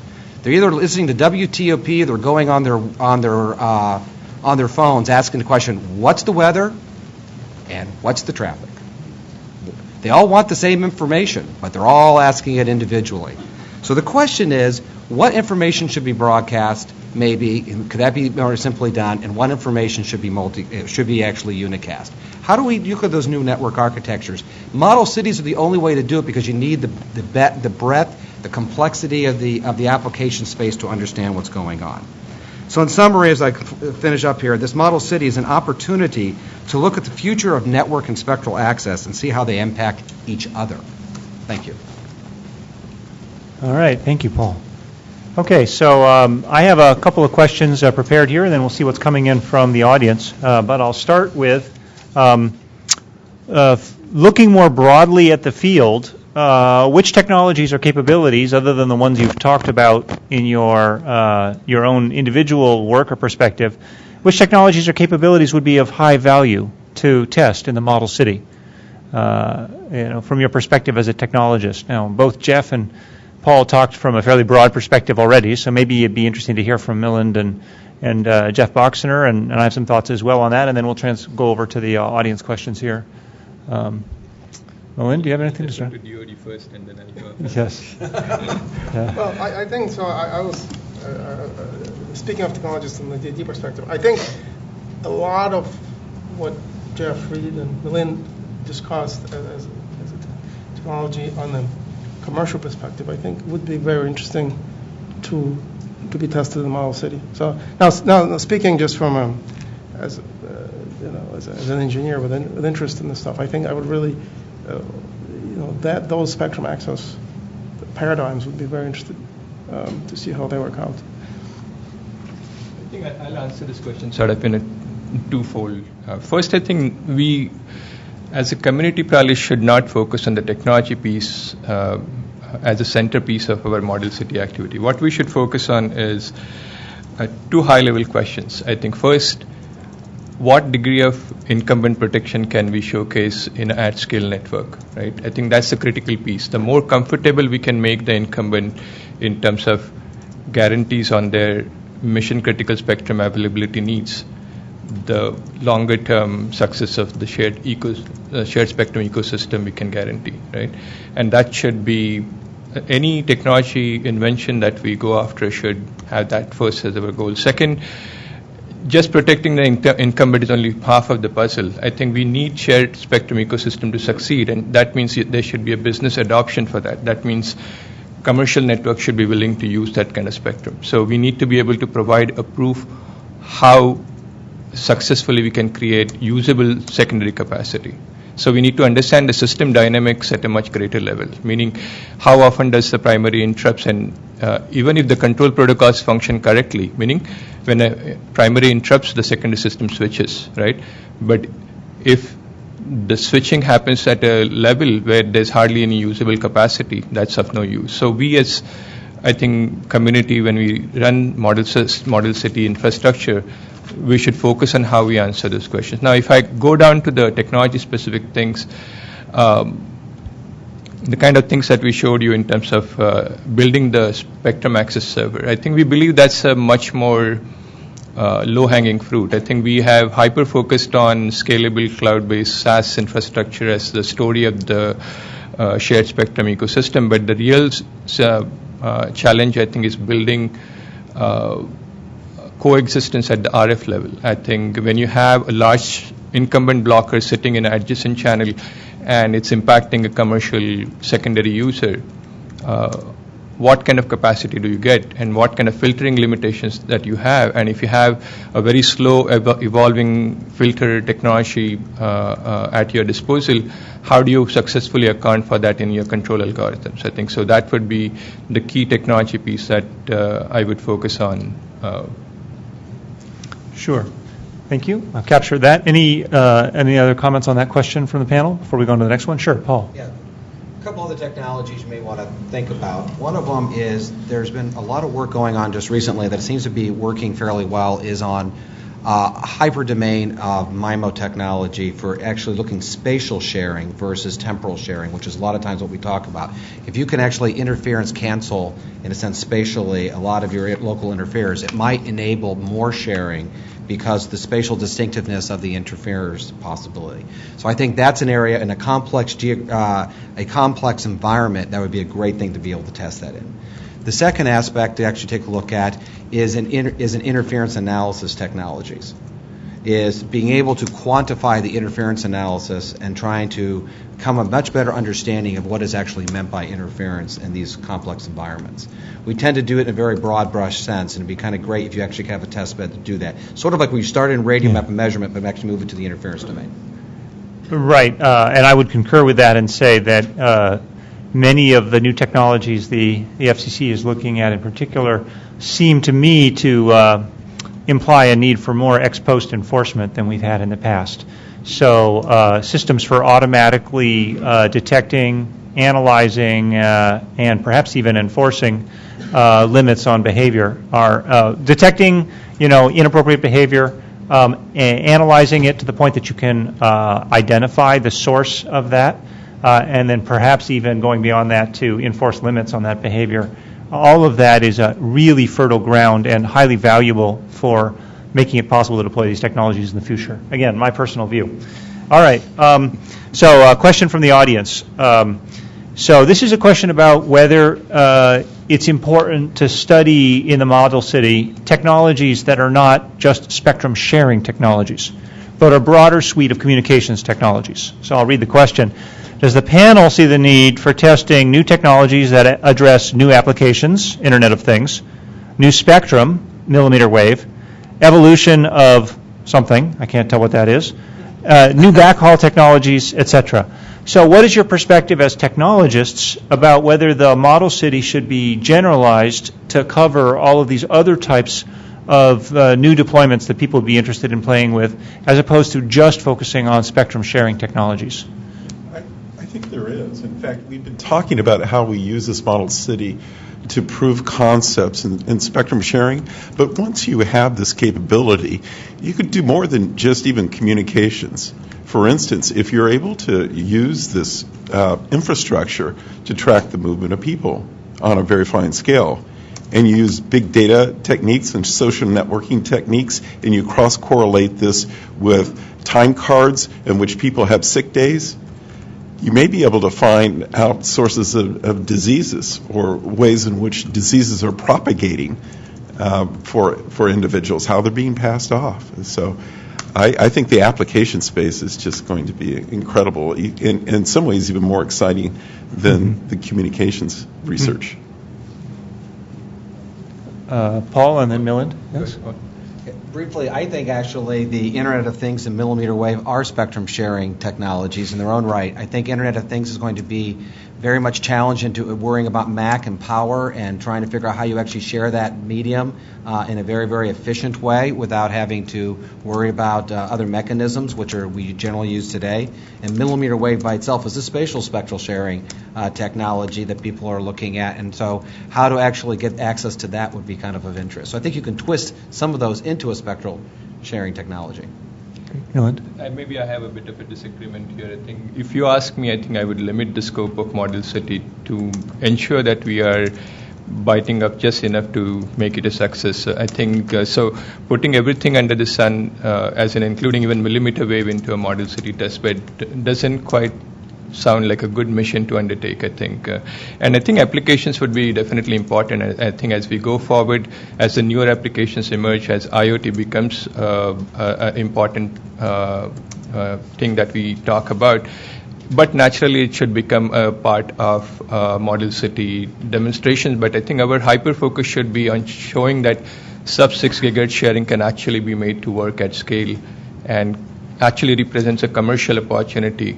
Otherwise, 5 years down the road, I'll be back here, I would have lost most of my hair, and shared spectrum will be still being talked about, right? I think, and that would be rather unfortunate because I've been doing this for 10 years, and we still need a tangible success. I think, with all due respect to Peter, I think he has spent a lot of his useful career trying to make it a success, I think, but we are still bit more off from making it a big success, and I hope we can all get there together. So, okay, thank you. All right. So next question has to do with transparency. It's a sort of interesting balance between the. Well, I'll read the question and then we can talk about it.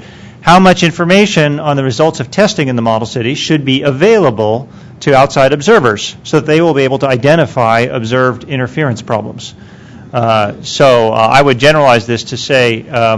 How would you strike the balance between the proprietary interests of those performing the tests on their own technologies in the model city versus the broader community interest in knowing what happened and being able to learn from that? Whether that's from an academic perspective, a DoD perspective, or a commercial perspective, how would you draw that balance? Any thoughts? So I'll make a couple of points. One is I absolutely agree with Paul, and I mentioned before that one of the key functions of the model city would be to help us better understand interference phenomenology. On the other hand, from perspective of military systems, it's very important to protect information about those systems. In particular, anything, any kind of vulnerabilities or things that have security implications that may be discovered, have to be protected. I mean, I think that's a very crucial point. So there's clearly we need to work, look at the balance of interest and figure out how to do this correctly. And but I think protection of DoD information is paramount. I sort of see Jeff's point about protecting information about vulnerabilities, although I think you have to sort of put it in perspective.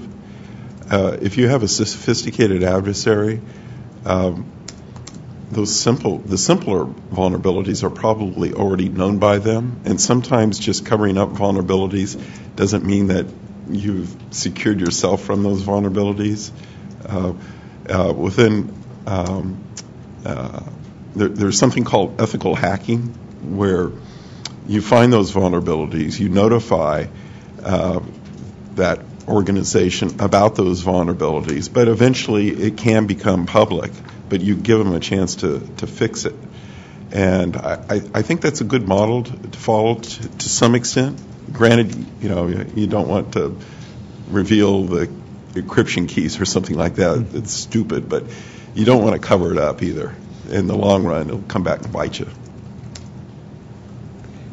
one brief comment, I think. So I think the question seemed to be about making the data and more knowledge about the model city transparently available going forward. Am I correct? Is that actually the person who asked it was really focused on providing that data to the incumbents in the city so that they would be able to tell whether they're getting interference or not.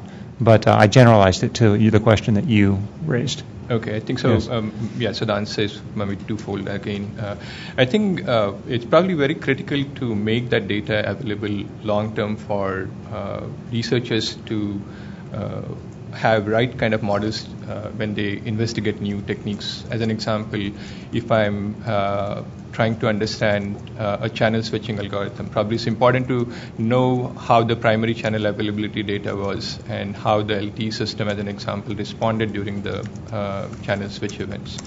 And then be able to simulate against that data going forward, because not everybody will be able to come to a model city infrastructure to do experimentation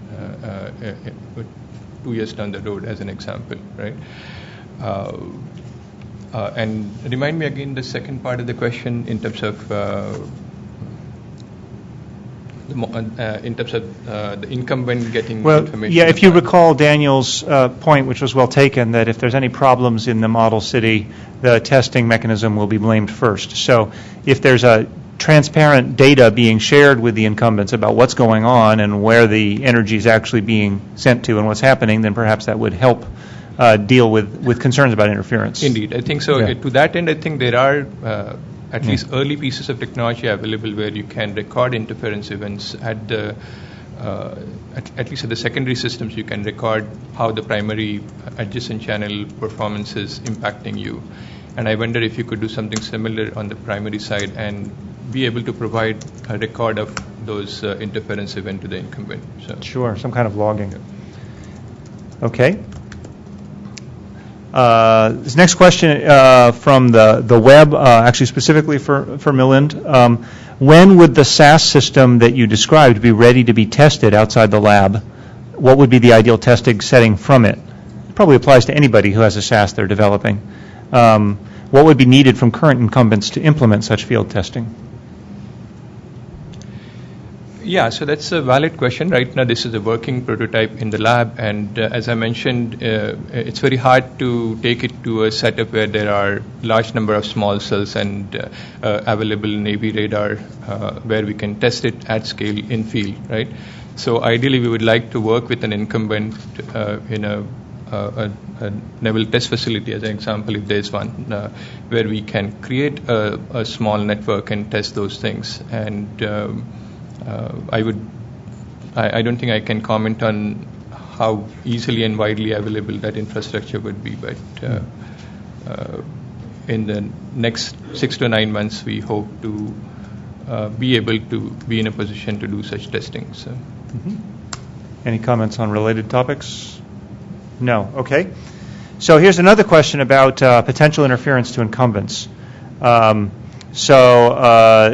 person asks, how do we provide payment mechanisms for those incumbents who may be interfered with? Because statistical metrics may not be sufficient. Each occurrence of interference may have different consequences. I think I generalize this from payment mechanisms to how do you, on the assumption that we don't get it 100% right, and occasionally there is actually interference caused by model city testing to the incumbents in that area, how do you, in some sense, make them whole? If it's not a dollar payment, what could you do technically, or any creative ideas about how to be more friendly to those folks who might occasionally be interfered with as a consequence of the model city work? I'm stumped, I would say. That's a good question. I haven't really thought about it in terms of you have to give them some sort of payment for interfering with them, like a traffic ticket. And I suppose you could privatize it, like they have privatized traffic ticket collection, but I wouldn't want to go there. But it does bring up a point about enforcement, and I don't think that we've given enforcement enough thought. enforcement can be a labor-intensive operation, and we need to figure out how to automate the process.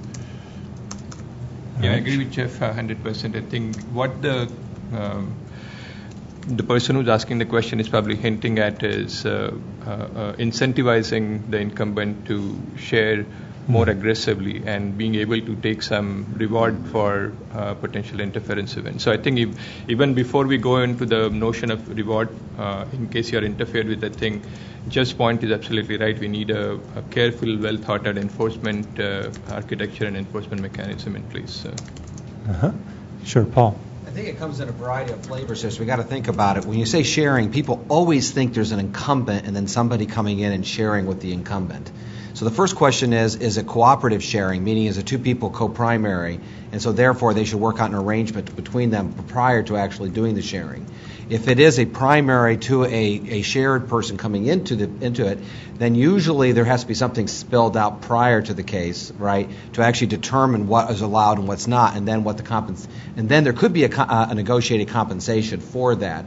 Now, the interesting part about that, what is the technology piece that actually needs to go there? Well, now the question, and a lot of the problems are, is it me or is it you, right? That's always the problem. Is it because your receiver is bad or well, you're doing something stupid, or is it because I'm transmitting and causing this problem to you? And so, therefore, the more information, so the more kind of characterization we can have, either in the devices to capture it, so this is maybe making devices their own enforcement capabilities, or providing more sensors out there and being able to have a better understanding of the environment is probably the one mechanism that might be useful to give to both parties, so both parties will be able to come to a reasonable, they'll have knowledge of what went on, and so therefore they can come to a reasonable, hopefully reasonable solution.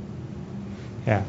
I'm just imagining things like, advertisements available, trade in kind public advertising space to people who get interfered with, and maybe it's valuable to their brand to be seen as supporting their city and the tech development there. Okay, next question.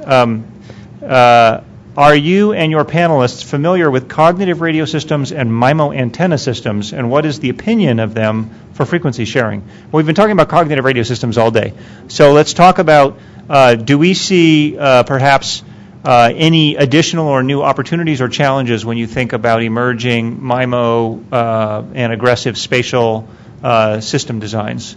And is that something that we should be focusing on in the model city, or just let happen naturally if it's something that somebody brings forward? Any comments on that? Please, Jeff. So I think Paul also mentioned this. I mean, clearly, MIMO and other similar technologies are very important, spectrum sharing technologies. We've been doing a lot of work recently in directional networking to enable better spatial reuse. But, those are just part of the whole suite of spectrum sharing technologies. I mean, we can kind of all broadly label them, cognitive radios, MIMO, spatial sharing. I don't know that we need to make a, special category here for MIMO or I mean, it's part of the technology suite, and certainly is fair game for the model city. I see two aspects of it. First, in millimeter waves, they're talking about mobility in millimeter waves. In millimeter waves, it's line of sight. You hit something, it's gone. So in order to support that mobility, especially with MIMO, you're going to have to hand over very, very quickly. And how are you going to do that? Well, you're going to have to anticipate how that handover is going to happen. You're going to have to anticipate how that other E-node B or base station is going to pick up the call, because most likely there's a good probability you're going to lose it. So that's one aspect. Another aspect is there a consistency in the MIMO for mobile networks? And we have some experiments going on at Virginia Tech in that regard, where we're trying to develop a radio environment map for MIMO, so you can start to anticipate, where should that beam be, and how consistent will it be able to work for you. So it's an open-ended research area. It's a great research area. Yeah, and I think I agree. I think massive MIMO is already becoming an important topic from the point of view of increasing spectral efficiency in licensed band cellular networks, right? And you can imagine massive MIMO being considered in the context of shared spectrum networking, where some amount of spatial nulling or dynamically adjusting your beams to do better spatial coexistence with an incumbent, or even coexistence within tiers of secondary systems. I think those are very valuable directions, and I'm sure they will show up as we go forward in technology exploration. So, Sure. Paul? I think we need to separate, or MIMO, we were talking about MIMO. MIMO actually is really great for adjacent channel issues and not as important for co-channel issues, in my opinion, for in a sense of spectrum sharing. So if you think about the TV white space, TV broadband devices, and you ask the question, can you actually use the channel next to the one you're at, to the adjacent channel? If, for instance, TV receivers had two antennas and could actually throw a null, because it generally is a localized transmitter, which is a problem, not a far-off transmitter, and that was some of the issues, then if you could actually null out, if there's only a few of those, if you had enough nulling space in your receiver, which is what a MIMO can do, then the adjacent channels now get to be opened up. So that could actually be a big deal. It's not directly as co-channel, which most people think about with respect to spectrum sharing, but it actually has an impact to spectrum sharing, especially in the adjacent channel issue. All right. Just capturing a note for the workshop report here. Very good. Okay, so we're down to the end of the panel. So I do want to say thank you very much to all four of you for a very interesting and diverse set of opinions, technically well informed. Thank you to the audience for sticking through to the end of the program here today. And I believe there will be a few concluding remarks from our co-chairs. Is that correct? So to minimize disruption, we'll just ask the panel to sit here for a minute, and we'll let the co-chairs come to the podium and close out the day. Thank you. Okay, thank you everyone for sticking around till 4:30 now. The traffic must be pretty high, so maybe better stick around for some more time if you're going to drive.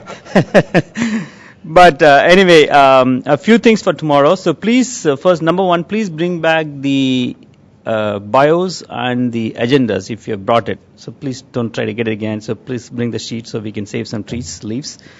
Tomorrow's program starts sharp at 8:50 a.m. And then we'll have the lightning talks for the first hour, followed by the breakouts. And then we'll have the chairman speaking brief in the afternoon, followed by the debrief. So please come, and thanks to everyone for joining us today. I think it has been pretty exciting, and I hope you're enjoying this. Thank you so much. Bye.